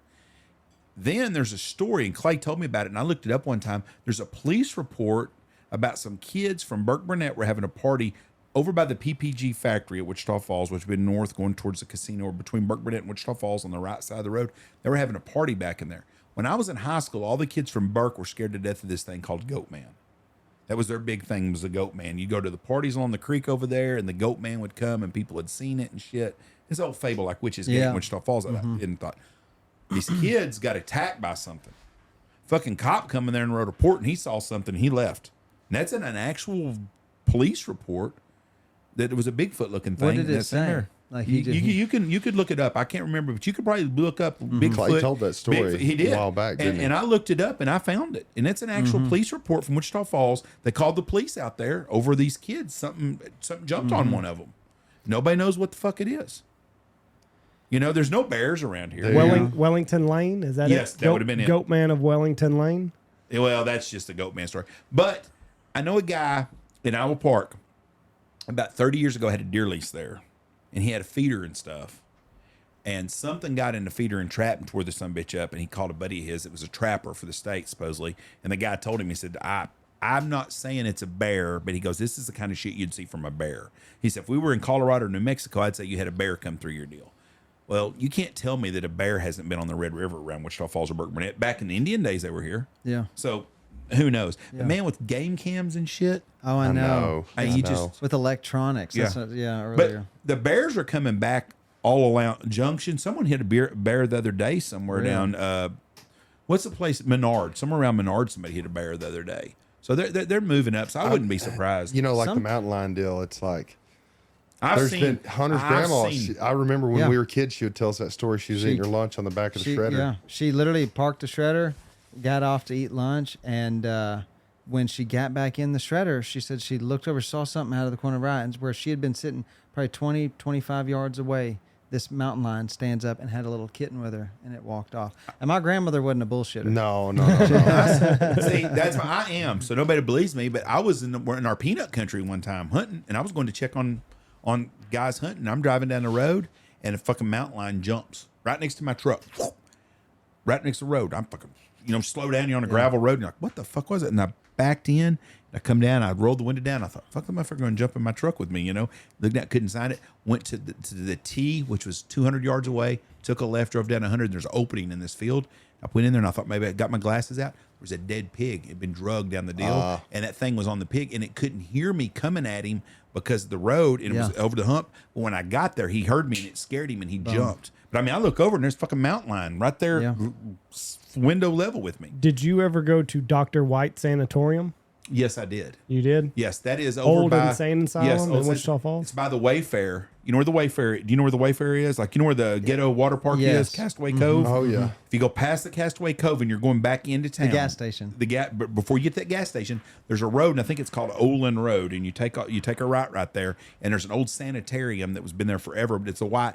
And someone bought that and tried to turn it into fucking Art Deco building. And then they were gonna let you go spend the night there. But yeah, that's a creepy ass place. People have reported spooky occurrences such as the sound of footsteps and water dripping in the basement. All the water had been turned off. Well, goddamn, I went to take a piss while ago, and Ron opened the damn bathroom door for me. I ain't shitting you. I got about a foot or two from it, and that sumbitch opened up. It was either him or Harry. One opened it. What room? The bathroom, just while ago. I'm not shitting yeah, you. Dad's on here all the time. It don't. What I've seen shadows and stuff when You I'm said here. that before on the podcast, yeah. and I put my hand on a Bible. I walk up to that bathroom door, and I didn't get within a foot or two of it, and that sumbitch moved about a foot. He's inviting you in. What about Little Sister statue on Riverside Cemetery?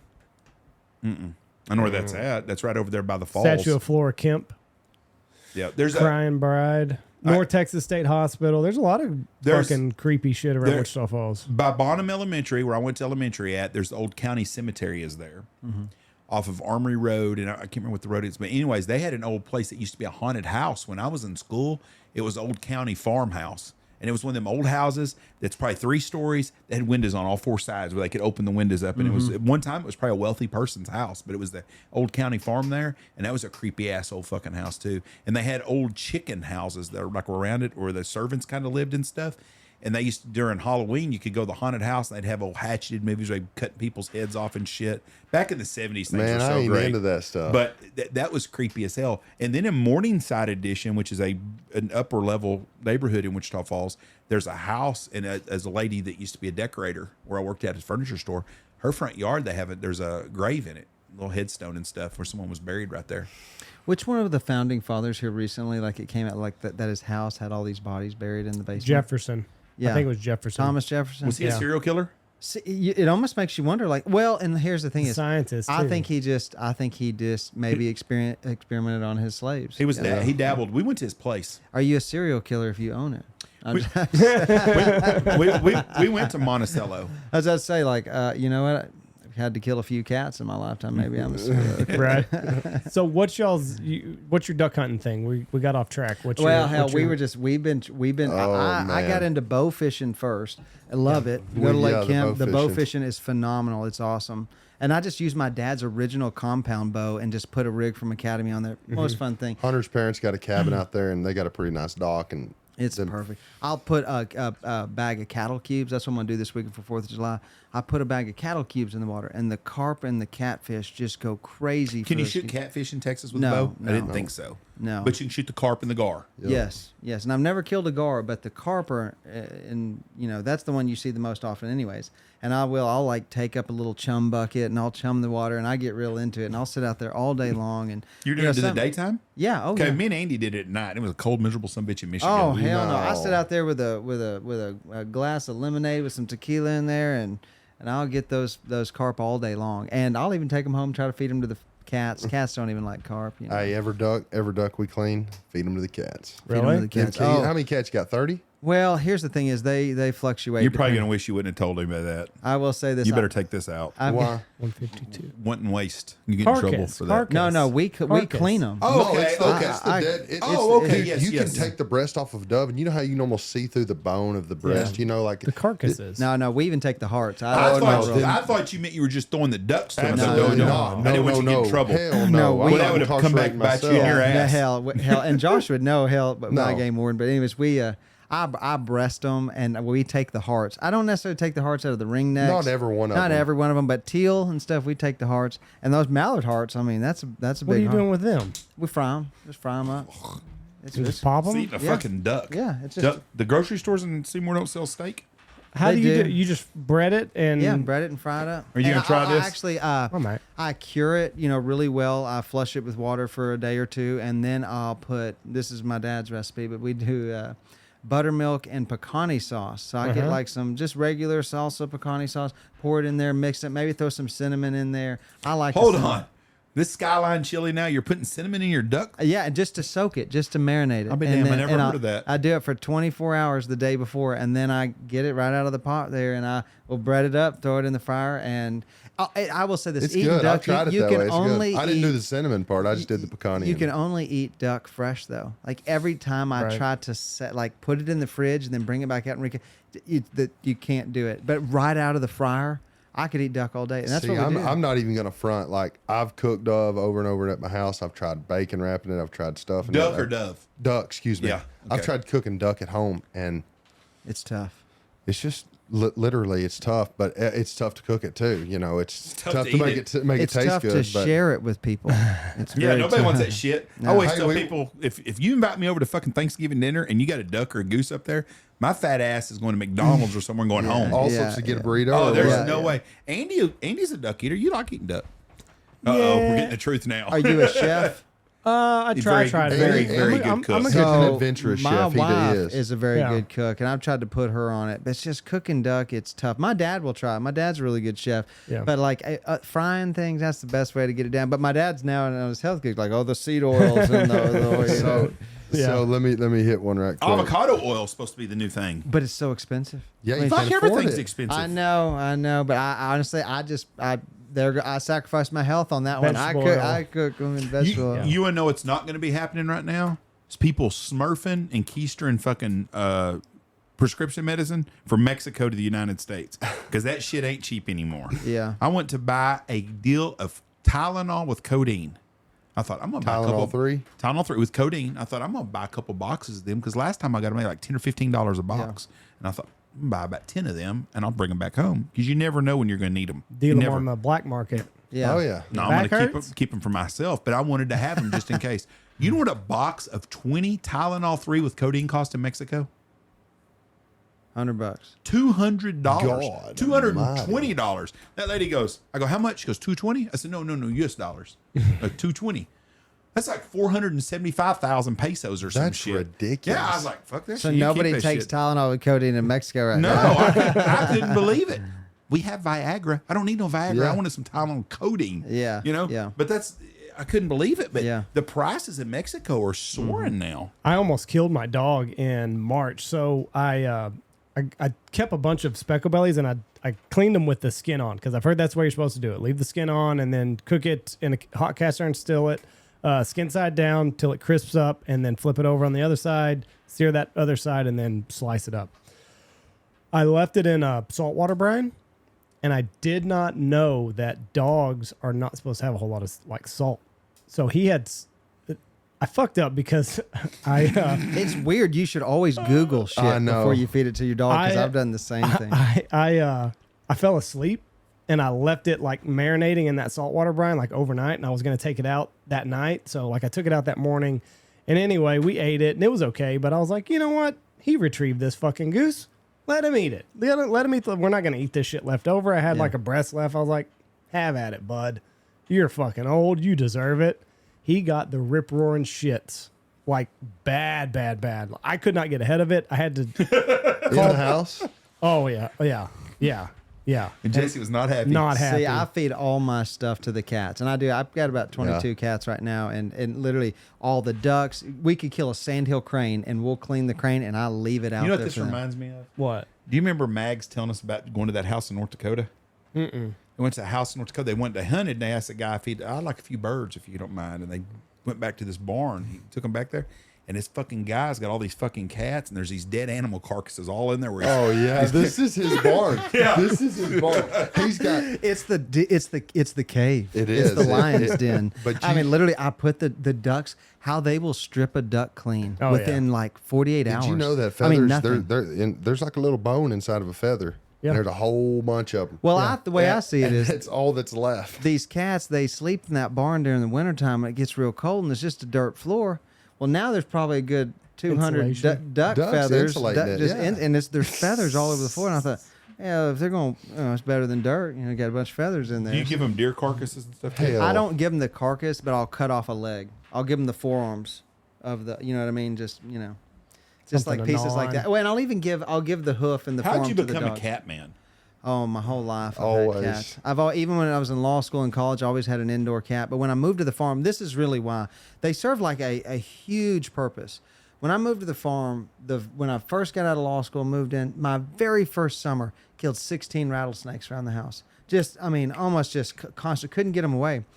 Immediately loaded up on cats, and also the rats and mice were getting into my car. And I live out right on the river.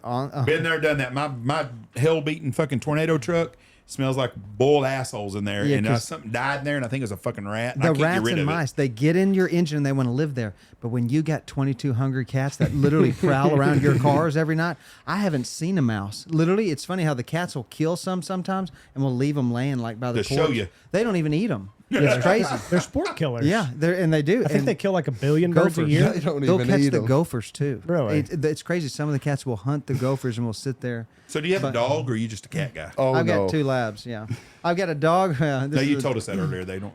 Hey, I've he's a got- hell of a dog trainer. Don't let him lie to I got a you. lab that I got for free, and I got a lab that I paid $600 for, and the lab I got for free is a stud. No, he's a machine. He's a machine. Compared And, to the $600 dog? The $600, Yes. which I screwed up. I let somebody talk me into getting a silver lab. Yeah, that's that's not a lab. lab. Yeah, it's really not. They're not the same. It's a It's a Weimaraner. Weimaraner. His ears are smaller. He doesn't take to the cold water. Nick Yeah. has seen me several stress So you morning. paid $600 for that dog. Yeah. And I think anyways, I won't go into that. But What's like, that? What's that comedy? That hunting comedy. Hunter's out Mike there and yelling TK. at his dog, Mike and I'm and going, TK. "Oh, I'm TK going Mike. $5 dog. I've got Give all me the that videos. They're $5 good. dog." $5 dog. That was way better. TK and Mike was way. There was another hunting series. I He can't was, remember that who was, it that was. was about the chained on throne See what was where that? they had Where the he had the shitter in the shit? tree. He put prune juice in his coffee the day before because he got to like go to the good stand or whatever. He's like, fuck him. yeah. So he put prune juice in his coffee, and what was it? There was like 2 hunting series that came out around the same time, and it was funny stuff. It was TK and Mike. Yeah. I cannot remember the other. Eli one. Haydell told me the funniest story about TK and Mike because they lived in the same area that he did, and they were EMTs and paramedics together.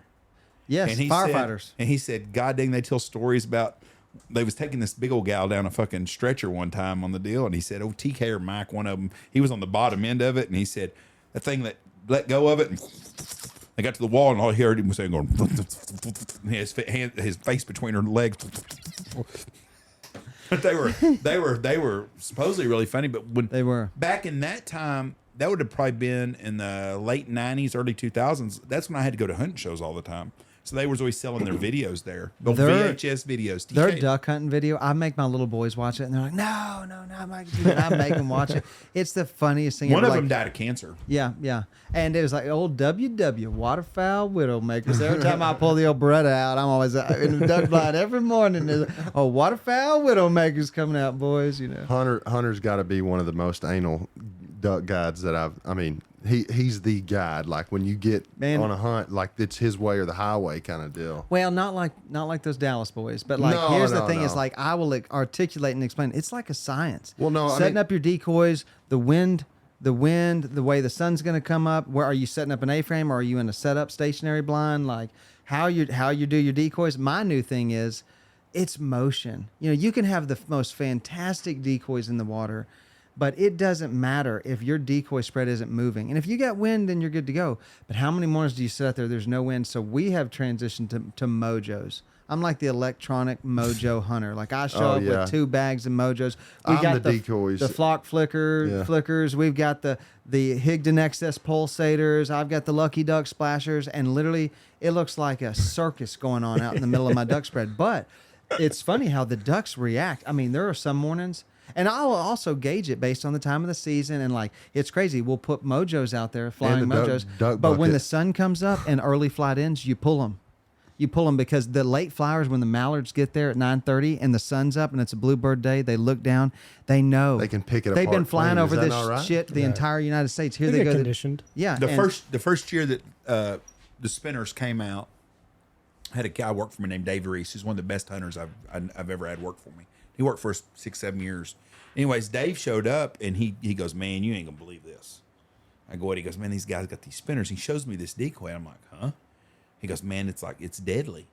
And I'm like, you're on fucking crack. There is no way them fucking things going around like that makes a big difference. Yeah. And it did. And that first year was magic. Changed your life, didn't it? Well, I mean, we shot a lot of birds, and we were killing a lot of birds anyways.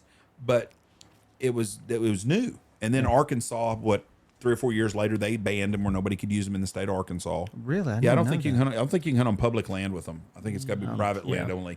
But God bless Texas. they changed they changed the rules on that. Or they changed the game of hunting with that. The first thing I noticed was the flag. I was the first person up here to have a flag. I bought it from for goose and crane. I can't. But what the hell is that? Well, it used to be a magazine that you could get Knutson's, and I ordered one from Knutson's one time. And I remember I bought it, and a buddy of mine laughed at me, and it was in this package and shit. We're sitting in the field one morning, and it was about 8:30, and we hadn't shot a limit of birds yet. It was bluebird, no wind today. I said, I'm gonna try this fucker and see if this works. And I put that damn flag together. And some geese were coming. I went, and I popped that son bitch phone down. Then birds just fucking locked in. And I felt like I was magic with Harry Potter and a magic wand. And I'd hit that son of a bitch, and when I'd hit it, they'd stay locked up. You got the Deathly Hollow wand out here. and this is no shit. They'd get 200-300 yards away, and they'd get where they'd start doing this number again. You know, they'd go from lockdown to doing this, and I'd hit that again. They'd lock down again. And them fuckers just come in. I was like, wow, this fucking thing's magic. And it worked because it was something new. And then the mojos are the same way, or the spinners. And there's going to be something else that's going to come around, something else. But those things changed it. What's amazing to me is the people that have never dove hunted and used spinners, because that changes the whole dove hunting game. Yes. That makes dove hunting like shooting teal. It's fun. Yeah, it's fun. Yeah. So I will say this, and I've taken Nick out there, and I've shown him the same thing. When people who've never hunted over the mojos, or really, I don't even like the mojos. When I'm duck hunting, it's the pulsators in the water. I throw in 2 or 3 pulsators, and just like that, you don't need anything else. Maybe a few flickers, and how the ducks, big ducks, not just teal in the early morning flight, but like widgeons and mallards will come over later in the day, and they do like how they see it. They lock up, and they will just come straight in. And when we bag them up, I always say, and I got the GoPro rolling usually, and I'm always like, hey, that's the mojos right there, the power of the mojos. Because if not, with no motion, those birds fly over, and I tell people all the time when I'm trying to explain duck hunting, like, ducks are constantly moving. If you ever sneak up and look over a tank, they're like, they never stop moving. You watch them in a park. Yeah, a duck never quits moving. And that all transitions to the ripples in the water and the motion in the water. If you don't have that replicated in the water and a duck flies over and he sees a stagnant set of, you could have 70 decoys out there. If nothing's moving, that's not going to look natural. What was it we said the other day we found out about a duck? It can't do something without moving its head. There was something that, and I never had heard that before, and it was a duck has to be able to move its head. If it can't move its head, it can't do something. And I can't remember what it was. It was just recently I read about it, and I started watching, and whatever it was, and I can't believe I forgot, but I did. That's a movement that they make that I never pay attention to, but they are constantly moving unless they're sleeping. Somebody told us this? Yeah, I read about it, and I told you about it, and we looked at it, and I can't remember what it was. You did a did you know where a bird has to lift its head to drink water.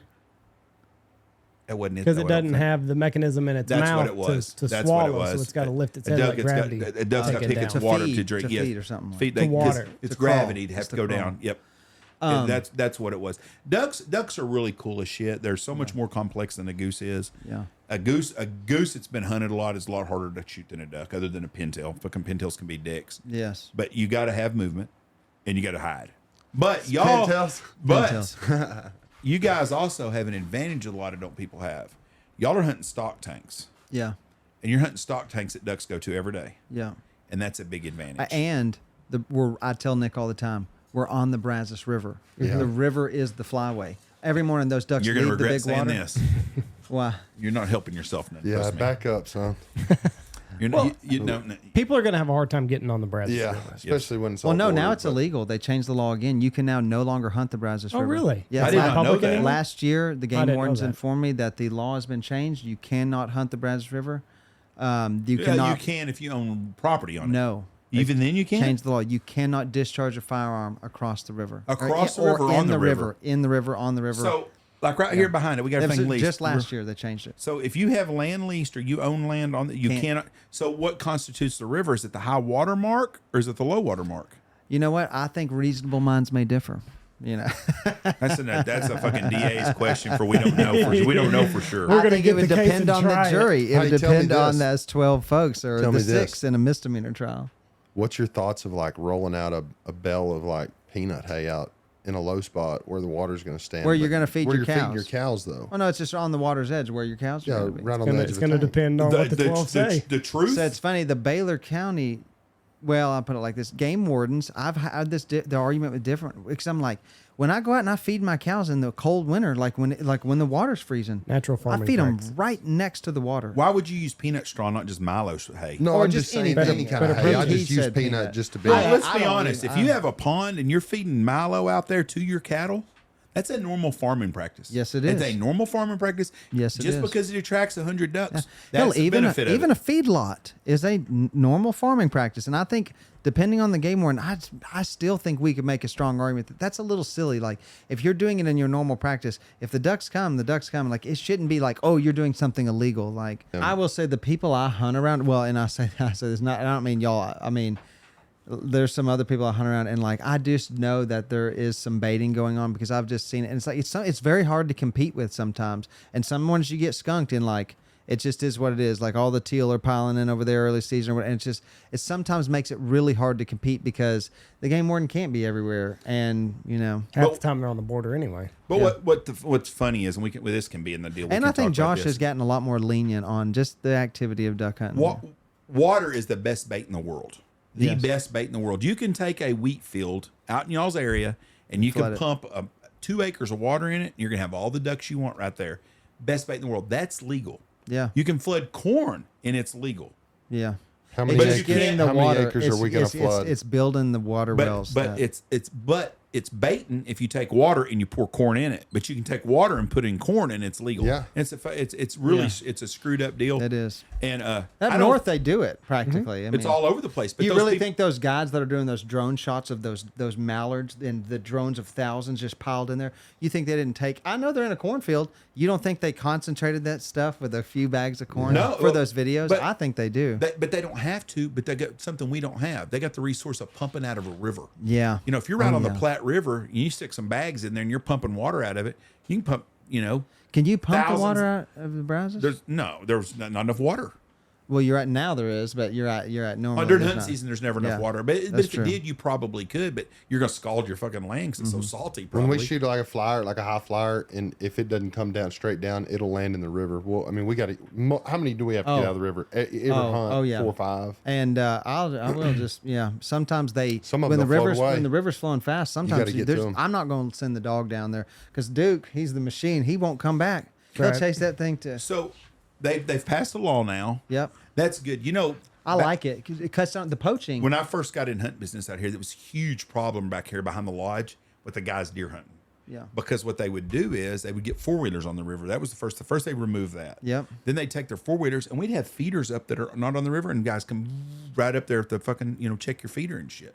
They poached all the time up Yeah. and down that. And I forgot how many Ronnie, our old game warden, said how many deer he shot or he checked at the river bridges, and it was bad. And now lately that's gotten away. And now if there's no hunting at all on there, There's none. It's really what would piss me off though is if I own land on both sides of the river, And you couldn't hunt it. that you couldn't hunt your land in the river bottom because that's your land on both sides. Yeah. You own that thing up to the high water mark. Yeah. That's the debatable part where you're going to have an argument. Is Yeah. some guy's going to say no, that's Yeah. not the river. First of all, And I our think we game come to- wardens have common sense. Out Common sense. I was like, it comes to a lot of the common sense policing, which it's not always. Most game wardens Present. have common sense. Yeah. I would say of all law enforcement guys, they have more common sense with this kind of stuff because they deal with this Yeah. all the time. And I'm not knocking any other bashing any deals because I know troopers, I know sheriffs, I know everybody, they're really good guys. Hunting is a particular niche. Yeah, and those guys do a really good job of using some common sense because they got people out there that are really poaching and they got people out there Yeah. that make mistakes. Yeah. You know, I get guys that get tickets every year because they don't buy fucking hunt license and And they stamps. still Golly. they do hammer Yeah. the guys who just make mistakes, but there's a lot of because of the pig hunting, the thermals nowadays. People drive around. Last year, I can't tell you how many people Josh busted in Baylor County. They're just people driving around at night And they shoot off county roads. and they're shooting off county roads. And last year we had a high school student. You know, it's one of those things. It's kind of already been. He's a juvenile, so it would have been a juvenile case anyways. But he shot a doe off of the field of the neighbor, and while the neighbor had somebody who was leasing his property was sitting in the stand, comes out there, and they ended up catching him on game cams. We knew whose car it was, the whole 9 yards. But it was just like, I literally the first thing that when the game wardens came and told me, I said, how big was it? He said it was a doe. You just committed a felony for a doe? That's a felony. We had some high school kids in Knox City shot a deer that scored over 170, and they shot it on the yellow stripe of Highway 6. I remember that. Yeah. That was years ago. Yes. Who was that? I can't I say. can tell you who it is, but I'm not going to say it on here. I'll tell you on the way home. But it's a couple of As I kids. said, didn't we go to high school with the guy that did Yeah, that? yeah. Is that the one? Yeah, yeah. Okay, yeah. The girl that was I don't with think them he'd laugh. worked about it. for us. Yeah. Oh, really? Yeah, and she was a bunny hugger, but she worked out here. Boy, do you remember that? Yeah. And I gave her shit about that all the time. I'd be like, there'd be like 40 people here, and I'd be like, what's the biggest deer anybody killed this year? 142, 140. She shot a 176-inch deer, and right there in the middle of the pavement. Well, wasn't the game warden had seen it? It He was saw the bedding deer, down. and then he drove up and parked, and he said he didn't even get fucking parked yet, and fucking truck go pow. Are you shitting me? That's That was they got how it caught. was? Yeah. Yeah. Right at the Brazos River, right north of the Brazos River on Highway 6. Oh, my gosh. So what do y'all think about like community agreement on withholding shooting particular types of ducks? Nick Like, and I is have there this theory. a species that y'all don't shoot that? Yeah. I mean, Like when a I'm duck just comes saying, in and you're It's a- like, if it's a duck, we're duck hunting, we shoot ducks. I know that's how y'all's Yeah. make y'all's living, but like, I mean, we've been thinking, it's like me and Nick have this movement. Like, what if everybody just didn't shoot pintails for 1 year? If you probably are going to get that chance here in probably the next couple of years. If things don't Exactly. pick They're up. going to have to, because, and I will say this, I see these guys online, like the way they're slaying pintails up north, and I'm just like, it's crazy, because then we'll go all year, and like, hell, some years, like this year, didn't see very many Oh, pintails. we had tons of pintails. Really? And it's all drakes. See, I mean, that would have been great. And I love it that it's only shoot one a day, because I do think their numbers are down. Aren't they but- going to 3? Well, Two or it's just three? an option. Option is go up to 3 even. Really? Yeah, there's some places that when I was a kid, you could shoot 10 Pintails. pintails. We was on point system, and that was a 10-point so y'all duck. hammered the pintails around We didn't here. shoot very many of them. When I was a kid, It's we Jeff's shot. fault. We don't Yeah. know. Well, it wasn't because Jeff was a conservationist by all, because Dad, we had a 100 shell limit. That's what we A shot. day, yeah. 100 shells. That's what we shot. We shot 60 or 70 ducks. That's what we killed. If we killed 14 at 100 shells, we were done. And that's our limit was. But we shot a lot of teal. We shot a lot of widgeons. We shot a lot of mallards. We had days we shot. I mean, this picture right here, I think there's 56 mallard drakes on that. My dad and a buddy shot at them one evening at Winchester Lake. But I mean, we shot a lot of ducks, but we didn't shoot lots of pintails. We shot pintails, but just not a lot. But if you would have went to the Texas coast, Port Lavaca, Port O'Connor down there, Corpus Christi, all the way to Padre Island, them guys were shooting. First 4 guys going out, they were shooting 40 pintails. Yeah. And they shot a lot of pintails, and the pintail numbers were up. The problem with pintails is pintails are they late nesters? Is that right, Andy? Well, they're just shitty nesters. They have to they nest in like Wheat a fields. wheat field, and they nest about the time harvest.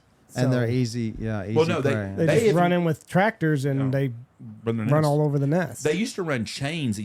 They had these things on them with chains to try to get the ducks to fly up so they wouldn't get run over. But yeah, that's their problem, is just their nesting habits. The mallard numbers are down right now. That's big time down. I mean, there's We still a didn't, lot we of didn't them. kill hardly any mallards We didn't- or pintails. But the this year. last day of the season, we We hunted did, in but- that place that was close to where y'all hunt, and we saw 10,000 mallards migrate that last day. You know, we were hunting up there one day, and they killed a bunch of mallards one day because I was really surprised because they saw a ton of mallards. It might have been the last weekend, but we killed a lot of widgeons in January. We had a good January, but We got a banded widgeon. We hadn't killed widgeons before then much. Where was it banded in Canada? Saskatchewan. Yeah, but we're gonna the duck numbers. We had the big increase in the speckle belly limits, which I think is stupid. I wish pintails were 2. Was it pintails have to be under 1 million? Is that the cutoff number? I can't remember. Whatever the number is, they were within 100,000 of not having a season last year. Now they're talking about extending the season. One of the things they need to do, if they're really going to get serious about this, is they need to do away with the 8 duck limit in Canada. If you've got a problem with people shooting pintails in America, them same fucking ducks are going from Canada to here. Yeah. If you're going to let them shoot 8, and their argument is, well, there's not that many hunters in Canada. There's a lot more hunters go there than you think that are shooting 8 pintails a fucking day. Yeah. And a lot of them are hens because you can't differentiate on mallards or anything up there because the colors are at. But if you're going to let 3,000 duck hunters in Canada shoot 8 pintails a day for 3 days, then don't make them our limits here. I mean, fix something right there. There needs to be a deal. Mexico, you can't control. You can go to Mexico right now and shoot 50 pintails a day if you want to. I mean, there's just no limits. Yeah. Nobody's going to tell you. You can give a guy $100. I don't care. Yeah. But Canada and the United States is different. There's a whole lot less hunters in Mexico than there is Canada. Yeah. And I would like to see them. I'd like to see Canada have a reform on some of their limits. Like you can shoot 8 speckle bellies up there. There's guys that go up there and hunt that are going to shoot a limit of dark geese in the morning. They're going to shoot a limit of snow geese at 25 or whatever. I think it was 25 was the limit, wasn't it?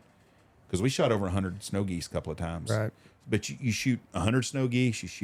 There's 10 guys. You're shooting 80 specks in the morning, and you're shooting 80 ducks. And then in the evening, you're going out and shooting 200 snow geese.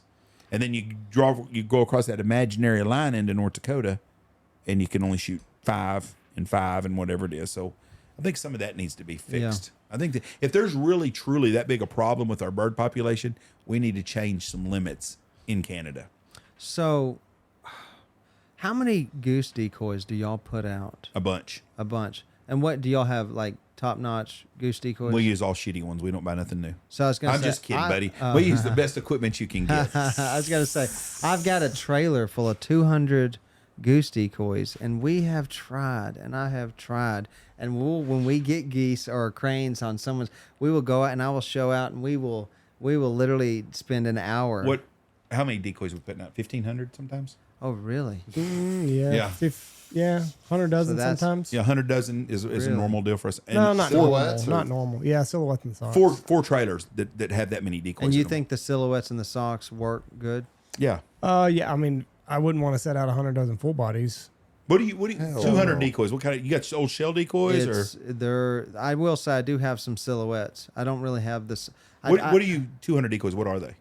They're old. They're old G&H shells. They're just like, I got them literally from one of my dad's clients. Like literally said, we don't want. But I mean, are they shell decoys? Or are they full body decoys? I've got some floaters. I've got some shells. I've got some Magnum shells that you could like lay under. 747s. We used to use those a lot. Yeah.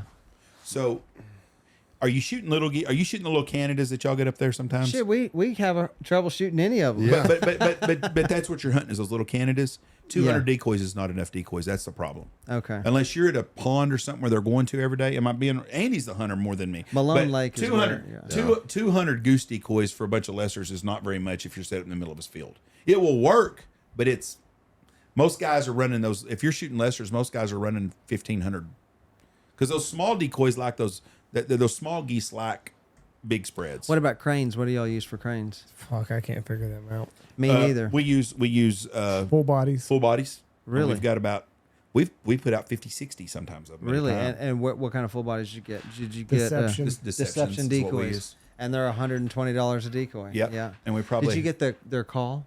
No. No, we've got Pacific makes a call. Pacific makes a call. Every time I go to look for the crane decoys that Deception Decoys makes, it's sold out. Yeah, sold out. I hate to say something bad about anybody in the industry because I really don't want to say something. It's hard to deal with them people and get your product. Yeah. They don't. As good at decoys as they are, you'd think they'd want to sell every one of them suckers, and it's so hard to get decoys out of them. Yeah. I've got I don't know, we had 4 or 5 dozen, and then I traded a guy. I guess I got another 6 or 7 dozen.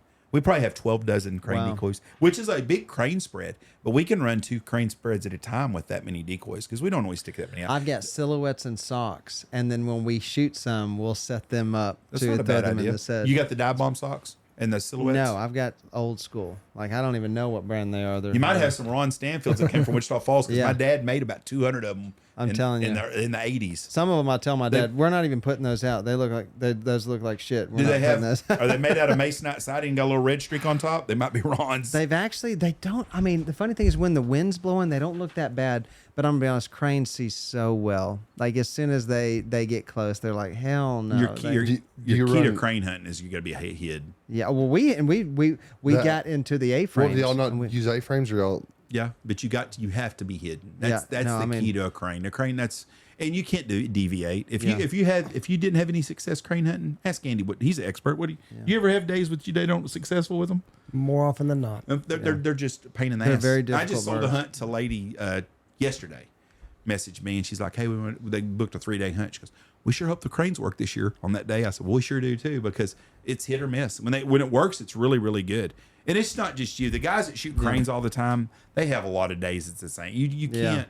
The only difference is if you're hunting cranes out around Lubbock and some of them places, you're going to get a chance at 20 to 70,000 birds a day. Yes. Down here, we're hunting 2,000, 3,000 sometimes. I want to change this up real quick. I meant to talk about this, and I forgot all about this earlier with Andy. I'm going to bring it up because I thought about it.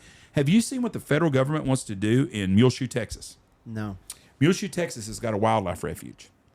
The federal government is wanting to go in there, and I read a little bit on it, so I think it's true because I did a little bit of follow-up to make sure. They're wanting to take in 7 million acres. Now, 7 million acres. The Wagner Ranch is 600,000 acres. So 10 times bigger than the Wagner Ranch. They want to make that a wildlife refuge outside of Muleshoe. It's going to be 7 counties in Texas and like 5 counties in New Mexico big. Whew. And they can do it through eminent domain. Now, something smells like shit to this on me. Yeah. There's some kind of mineral or something they have found out there, if this is really true. It's got to be. It's gotta I be. can't understand why they would want 7 million fucking acres. That is prime farmland out there, a lot of that stuff. Is everybody like against it? Now, if you were a farmer and they were going to give you $5,000 an acre for something that's worth $1,200 an acre, you might sell them your land. Yeah. But 7 million fucking acres. I don't know how big Yellowstone is. Yeah. I don't know that Yellowstone What do they is need much that bigger. much for a while? Yeah. I don't know, but it's National both park or states. But something. I got this the other day and I started reading on it. And I thought 7 million fucking. There's no way. 7,000 acres. Which 70,000. administration did that come from? It was a legit deal supposedly. Because I thought there was Yellowstone is 2.2 million acres. 3 times bigger than Yellowstone. I read it on 2 different publications. I looked it up and I thought me and Andy are gonna have to talk about this. I just read it like we left Thursday. I read it last Wednesday. Maybe Might have read it on the airplane. Maybe Elon's got a plan out there for something. Maybe. But if it was Elon, I'd trust him. No, I know, right? Are you seeing anything on it? Nah, I'm just looking now.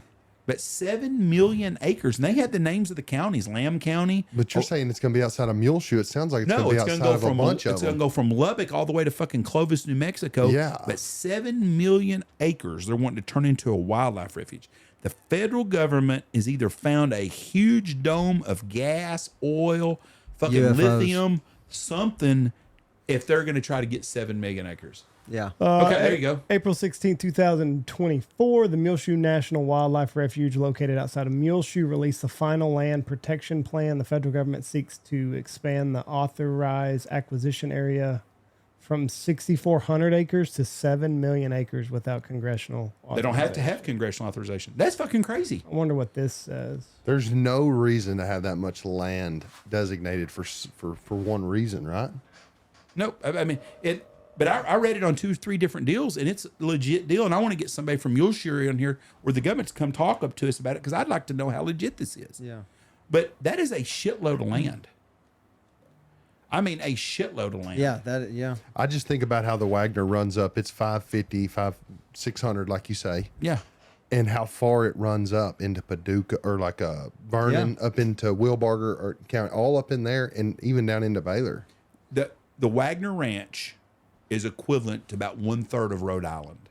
Is how big it is. I've heard that before. Okay. This thing is going to take up Connecticut, Rhode Island. Andy, you're on your. I don't have my laptop. I forgot. I wonder how many. Here you get around the Muleshoe. Oh, were you? I was going to. The LPP proposes an acquisition boundary around the Muleshoe National Wildlife that encompasses roughly 7 million acres. By acquiring lands in fee title or using perpetual conservation easements on up to 7 million acres. Let's see. Franklin Delano Roosevelt made it.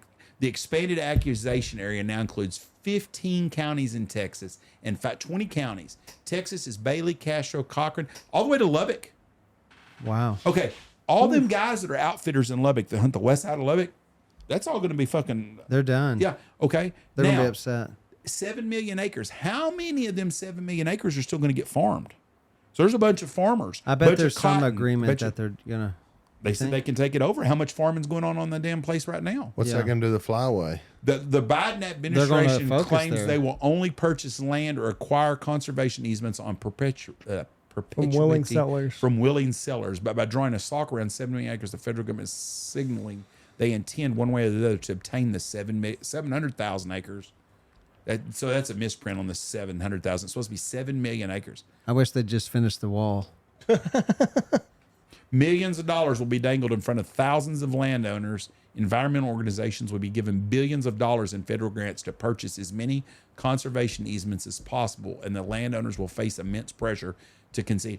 I'm going to bet you. This is according to AmericanStewards.us. If anybody has a problem with what we're saying, you can take it up with this article. I'm betting you if this does happen and this is true, that Hot Wheels Abbott is going to get in the middle of this deal. There's got to be something he has to do because state rights cede federal rights, and that is state land. That is not federal land other than the 6,400 acres. Mm-hmm. That is just asinine to think about 7 million acres. Okay, look up and see how many acres is in Massachusetts. I bet the state of Massachusetts is not 7 million acres. You really think that if they were to take that and take out all that farming in that 7 million acre span, you think it would help the flyway? 5 million acres is Massachusetts. Okay, it's bigger than Massachusetts, just that area alone. I do think that the birds would flock there. You think it'd be less pressure? They already have birds there. They hunt on the wildlife refuge there. There's going to be some hunting, but I have argued on this podcast many times that I think the federal government is going to cut out all hunting on federal land. If Trump gets elected, we're going to get 4 more years. But if we get dipshit Kamala, fucking Hillary, or Gavin somebody Newsom, in there, don't matter. Yeah, Gavin Puppets. Newsom. Them fuckers don't care about hunting anyways. They don't have any. Donald Trump's not a hunter, but his boys are hunters. Yeah. So he understands that. Yes. Them people don't care. So if they want to cut off hunting, all the public land in Colorado, Utah, Wyoming, all them western states is so much federal land that they can just cut off and say, we're not going to hunt on there no more.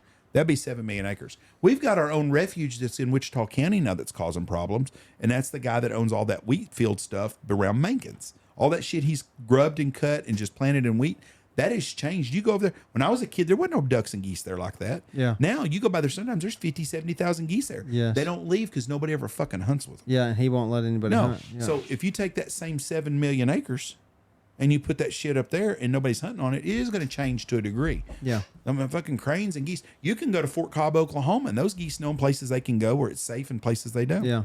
A lot of refuges are that way. Them birds know.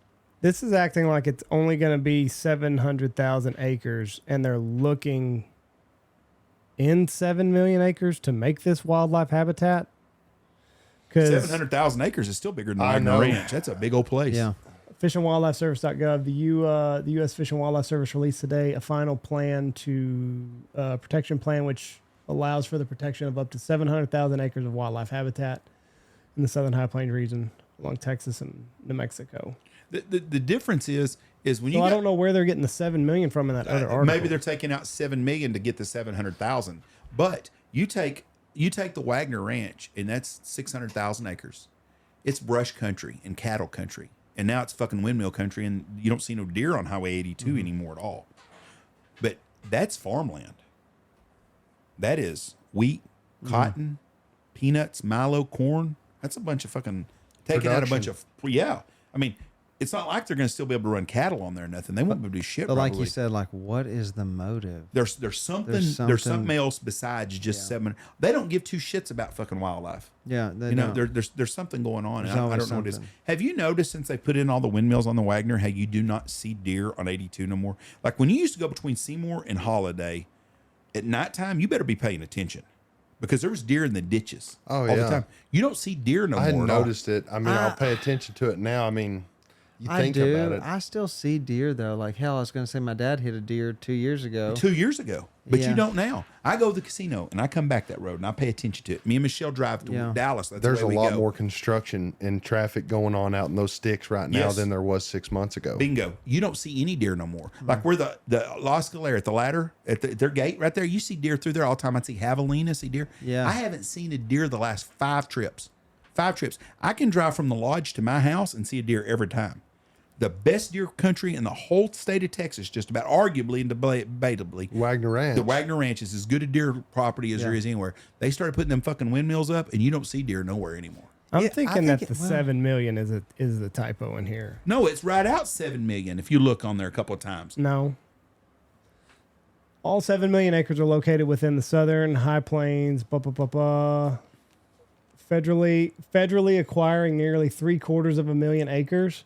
That would be 700,000. Right. So I think that's the typo because Okay, they well, say st- 700,000 several times in here. That's the only time that they say Okay. 7 But million. still, 700,000 acres is a shitload of freaking land. Because I don't know why they would say that paragraph doesn't make sense with it saying 7 million acres is located here. And then it goes on in the next sentence to say federally acquiring nearly 750,000 acres from this region will be a direct, that those two things don't make sense. Okay. Let's say it's 700,000 acres. We're still talking about the state of fucking Rhode Island Yeah. that they're just going to take and that's good farmland. So I don't know. But back to the deer, you just don't see deer no more like you used to through there. I used to see Yeah. deer all the time. A guy called me, was talking to me the other day about some hunting and stuff. He's got a deer lease across the road from where they're building that building and stuff. Oh, I bet it killed it. He said they have no deer no more. He said literally 3 years ago, we were not shooting 150-inch deer to try to shoot 160-inch deer. He said, we had big deer, and a lot of them. He goes, we don't even see deer no more. I will Well- say this, not this year, obviously, but the last 2 years, we kind of did have the drought. Yeah. And the drought, in my opinion, has affected my deer hunting more than anything else. And it's not even happening during deer season. It's during the summer months. It's how the drought affected us in the off season. And like it's affected our duck season this Yeah, year. but I didn't get to hunt two of We- my main places Yeah, because but we didn't have. I'm the rain. saying even what Jeff's saying, even from February when deer season was over, you still saw deer in the bar ditches. And what he's saying now is it's You're not July seeing now and deer you just now? don't see There's them. none. But But- you can drive out here and there's deer. So the drought's better there than it is here. We've had a wet, great spring. We're gonna have a great Yeah, deer now. season I know, but this if you year. look at a Yeah, wind this year, turbine, if you look at a wind turbine site Yes. and you look at where those turbines are placed, there's been a bulldozer drove in between each one of those turbines probably a dozen times. They've ran all the deer out of there. And all the semis with all the gravel and all the work trucks and all the cranes, excavators. I mean, they're basically building a town there, and the deer. Like I say, I could see that. The more I think about it, I could see the There's deer. no just- deer, and I've been noticing this for the last 3 or 4 months. And we drove there last night at 8:45, or twilight, whatever you want to call that time, holiday to Mundy, Texas. I didn't see a deer. Now, once you get to Gory and Mundy, it's going to be unusual to see them anyways. Right. But from Seymour to Wichita Falls, you can't drive that way and not see deer. Yeah, past Lake Kemp, there's those fields on the left side, Yes. and usually you do see 100, 200 deer out there. I haven't seen them at all, and I watch, and I've made a point of it. And I'm talking coming back at 11 o'clock at night. There's no deer, and Yeah. you used to have to pay attention when you left Holiday, buddy. If there was no traffic on the road, I'm driving in the middle of the 2 lanes, so I got Yeah. a chance to the left or a chance to the right, and there are no deer. And you're there right. No more. I do see javelinas there Yeah. sometimes. Yeah. And there's javelinas out Yes, there. but there's nothing at all. No more, nothing at all. I seen right there where the feedlot is at across from the guy that won't let nobody hunt. There's a feedlot that goes to Lake Kemp right there, and I seen some deer and stuff. Or I seen some pigs and some deer there. But you get on past that, where you get to the Wagner stuff, nothing. And Do you think that but you just think they're moving? They're changing their location. I think they're changing their pad. They're just their pattern. habitat. I mean, I think they've their pushed their them. location. they pushed them back towards Back to Lake Wagner. that Lake Yeah. Diversion in Kemp, and I'm sure you get in there and there's Long way tons to of them. diversion from there. But you get all that area right there. Remember the guy used to sell the day hunts right there. His place right there, where used to do the day hunts and stuff. That guy's out of business now. They know, but there's nothing to shoot. And actually, I think has the Wagner bought it too because they bought the Oscalera. I don't think they got. I don't think so. I think the place that guy that owned that we were previously talking about. I think he leases that off of a family that just absolutely will not sell it. Just doesn't need to. But Cronky, I knew when he bought that place, he was going to fuck it up. And one of the greatest ranches in the country, and they've completely ruined it. But I mean, he's upped the rent too. Yeah, what does it cost? $1,000, It's $1,500 crazy. a year? We used to pay like $300 a year for rent, and now it's literally like $1,400, $1,200. All those $1,400. cabins. and you have nothing. You have no recourse. No. If he wants to come up to you next year and say it's $5,000, I'm locking the fucking gate. What are you going to do? Break in. Did you know that? Did you know LBJ took John F. Kennedy's call to be the vice president at Lake Kemp? Really? Sam Rayburn was at a cabin there. Sam Rayburn was there. Sam Rayburn, LBJ, and LBJ was the House, the Senate Majority Leader at the time. John F. Kennedy called up to him at there. He was hanging out with these guys there and said, "Hey, we want you to be my vice president." And he said, "Fuck no, I don't want that job." And he hung up the phone. And Sam Rayburn said, "What'd you do?" He said, "I don't want to be vice president." He said, "If you think they're going to let that little Catholic bastard live for 4 years, you've lost your damn mind." He said, "You better take that." He said, "You'll be president." And he was right. Yep. And LBJ was in on it. Yeah. Oh, yeah, 100%. But Lake Kemp was a happening deal back then because there wasn't a lot of lakes in The Texas. Like there was. floating hotel. Yeah, there was. It was a that old newspaper. happening place. I'm going to tell you right now, to think about the city of Wichita Falls, all the money they sunk in building Lake Kemp and Lake Diversion, they get absolutely zero out of it. I'll bet you when they build Lake Ringgold, I bet the city of Wichita Falls figured out a way to make some money off that deal. Well, the way I look at it is like if you've ever go to Lake Kemp from turning at Maybell going north, and you look at Lake Kemp, Wichita Falls Water Authority built Lake Kemp. Or I guess it was Wichita Falls Water Authority. It was. And they dammed The city it up of Wichita Falls did. right there as on the Vernon Highway there going to the lake. They dammed it up. But when you're looking off to the east there, towards Wichita Falls, towards Diversion, there's miles and miles and miles of low breaky country. Why didn't they dam that up? I had to do with the engineering at the time because then they I built mean, that like obvious- 1912. Obviously, it'd have been a whole Yeah, lot more but- of a yeah. project, but it's like, I think they built that lake in the 19 teens sometimes. There's a sign somewhere I seen when I was a kid that showed the days they built it. And I think it was in the early 19s that they built that. And then they built Lake Diversion right after that, which Lake Diversion I like a lot better than I do Lake Kemp. It's not as deep, but I really enjoyed it. I had a lot of fun as my youth getting to go to Lake Diversion. We had a buddy had a cabin. We used to go way up in that river. There's no bridge that used to be back in there on that Wichita River. And we called it the bridge over the River Kwai, like they had in Vietnam. So rickety rackety deal. And every time I looked at it, I think some poor fucker used to walk across this sumbitch. But that's an amazing place back in there, and it's a shame that he bought that shit in his life. Well, he locked everybody out of Diversion. Yeah, They said it looks like an old meth, like you could film horror movies at it now. With them fucking dilapidated old houses and shit. It's some creepy shit. Yeah. Were you surprised that people didn't burn their shit down and claim fire insurance off of that when he did that? I am. I'm shocked. If I'd owned a house up there that's worth $150,000 and I was just gonna have to walk away and be with my At family Diversion? forever, fuck yeah, I'd have burned that some bitch to ground. see, I wasn't on Diversion enough to know if there was some nice There was- cabins. I There just was think some people are nice and so some shitty scared ones. to commit that type of offense. I'm not. Like if I'd you have burned got- that some bitch to the if fucking you got ground. caught. I mean, you're out. You're out. You're going to leave. The whole thing you've paid off the whole life. You You spent- might as well. Yeah, I mean, you're fucked. I mean, and he ain't going to do anything. But I'm actually surprised somebody ain't whooped his ass. Yeah. I know he don't go nowhere by himself. No. But I'm really surprised that, and I hope for your sake, and I got a lot of friends that got places at Lake Kemp. I think within 10 years he's going to do the same thing to Lake Kemp. Really? He's a greedy bastard. Unless I figured what he was going to do is, and I figured Lake Diversion would be it. I figured he's going to go in and build some big fucking resort and put a nice what I golf said. course because that's a beautiful lake and stuff Yeah. to just What be I sitting said. there. Yeah, exactly. It's rough country around it, It but is. but you could with enough money. And you he's could- got the money. Yeah. I mean, So we were talking about Kemp earlier, and we were talking about the birds that land on Kemp and roost on Kemp. And think- you think there's another water spot that's Oh, I know there's one. you talking about like Bryan Lake or like that's, No. I'll tell you after air. Oh, I what I'm got you. I talking got about. you. It's that kind of deal. I got you. Is it still? Does the Walker still have the two playa lakes north of Seymour? Right to the north. You go to the north of Seymour and back to the west a little bit. There used to be some playa lakes right there by the river. That's He ours. owns that. Okay, do you? Yeah, I used to hunt those a Well, lot. one of my aunts, or whatever. Oh, yeah, Patsy they Malone. got It the hunt it's rights to it, Malone though. Lake. Yeah. What's the name of it? We just call it Malone Lake. Oh, but we used to hunt there a bunch back in the day. I killed a banded specklebelly there one time. It is a phenomenal spot. Like it is. It's an old ply lake, and Yeah. when it rains and is it, it fills is up, it full now? it is now. Yeah, it's not not- during it's- season. It was dry all season. Yeah, that's like everything out here is full now. Best too. teal season ever is when Malone We used to Lake's shoot. full. We used to shoot a lot of ducks back there. That would have been 1990, 1991. I used Yeah. to hunt it all the time. Oh yeah. That was Well, really good. it's hunting. Ralph Malone. Yeah, I was gonna say. Yeah, Ralph Malone and Patsy Malone. and- There was like 2 or 3 of them back there.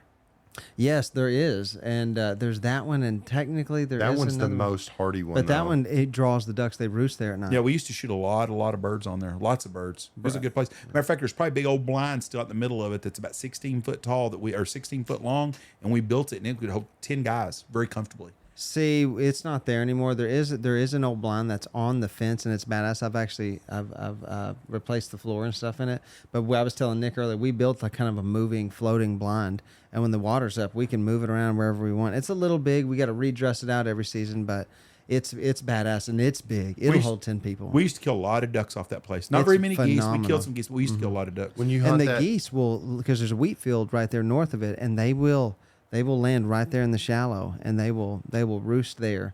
Geese will roost there, and that's impressive to me. That's where we used to hunt a lot on our back right there. when you're hunting that, and you're running a dog, you just get them back in the blind with What- you. Or? if we hunted the banks on that thing, what we would do is an old trick that my dad taught us, and it worked out really well. So if laying in the mud and the muck, we would buy them fucking cheap tarps, them old fucking blue looking tarps or whatever you have, and lay them on the ground and take 2 or 3 bales of hay, square bales of hay, and open them up, and you can put that square bale of hay on that, and you lay on that deal, and it's dry.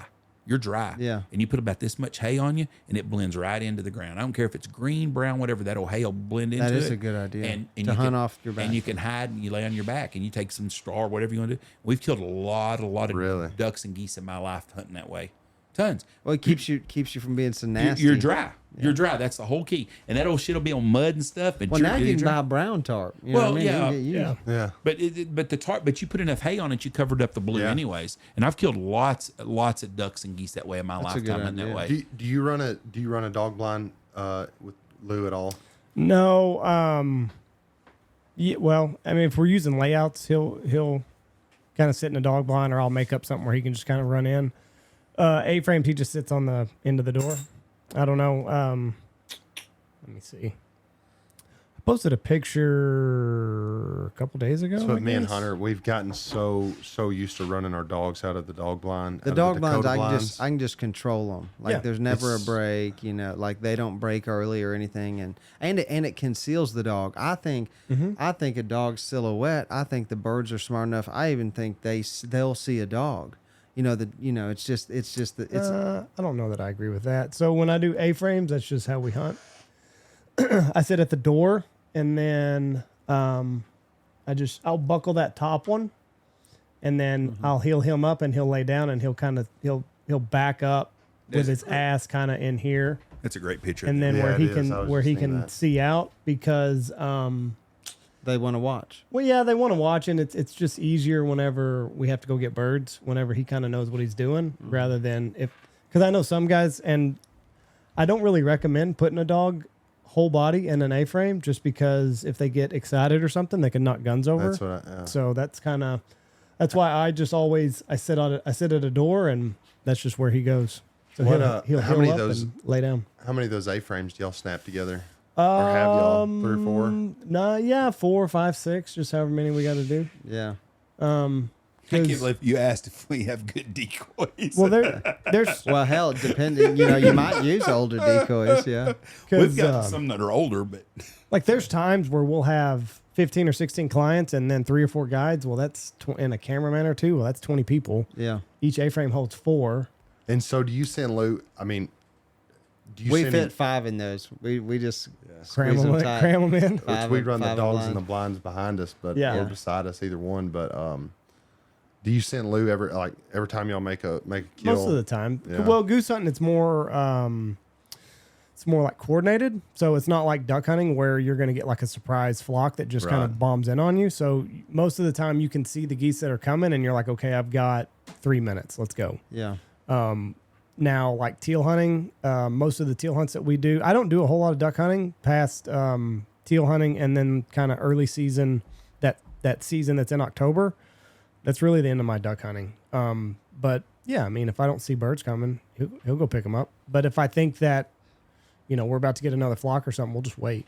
So they're not going to go anywhere. I told Nick, and this is just how I do it. It's like for the early morning flight, like I don't send the dog. Yeah. And like the first few volleys, like people kind of get antsy and like they want to see the ducks, and they'll be like, "Hey, I send the dog," and I'm like, "No, like don't send the dog yet." It's like because as soon as we send the dog, he's going to be overwhelmed. Yeah, and he's going to be trying to pick up this duck and this duck and this duck, and he has a hard time shutting it off and getting back to the blind, getting your kennel. And so once you release the dogs, they're working and they're not going to come back that easily.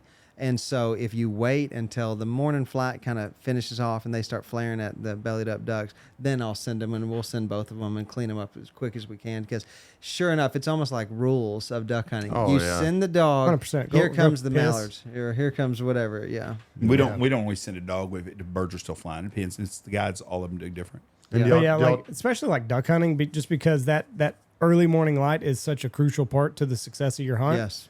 Like if you fuck that up and if you're dicking with your dog for 5 minutes out there and you screw off 3 flocks, that's 3 flocks that you're not going to go Crucial. get back. And I mean, that's the nature of duck hunting is it's over more so than goose hunting is.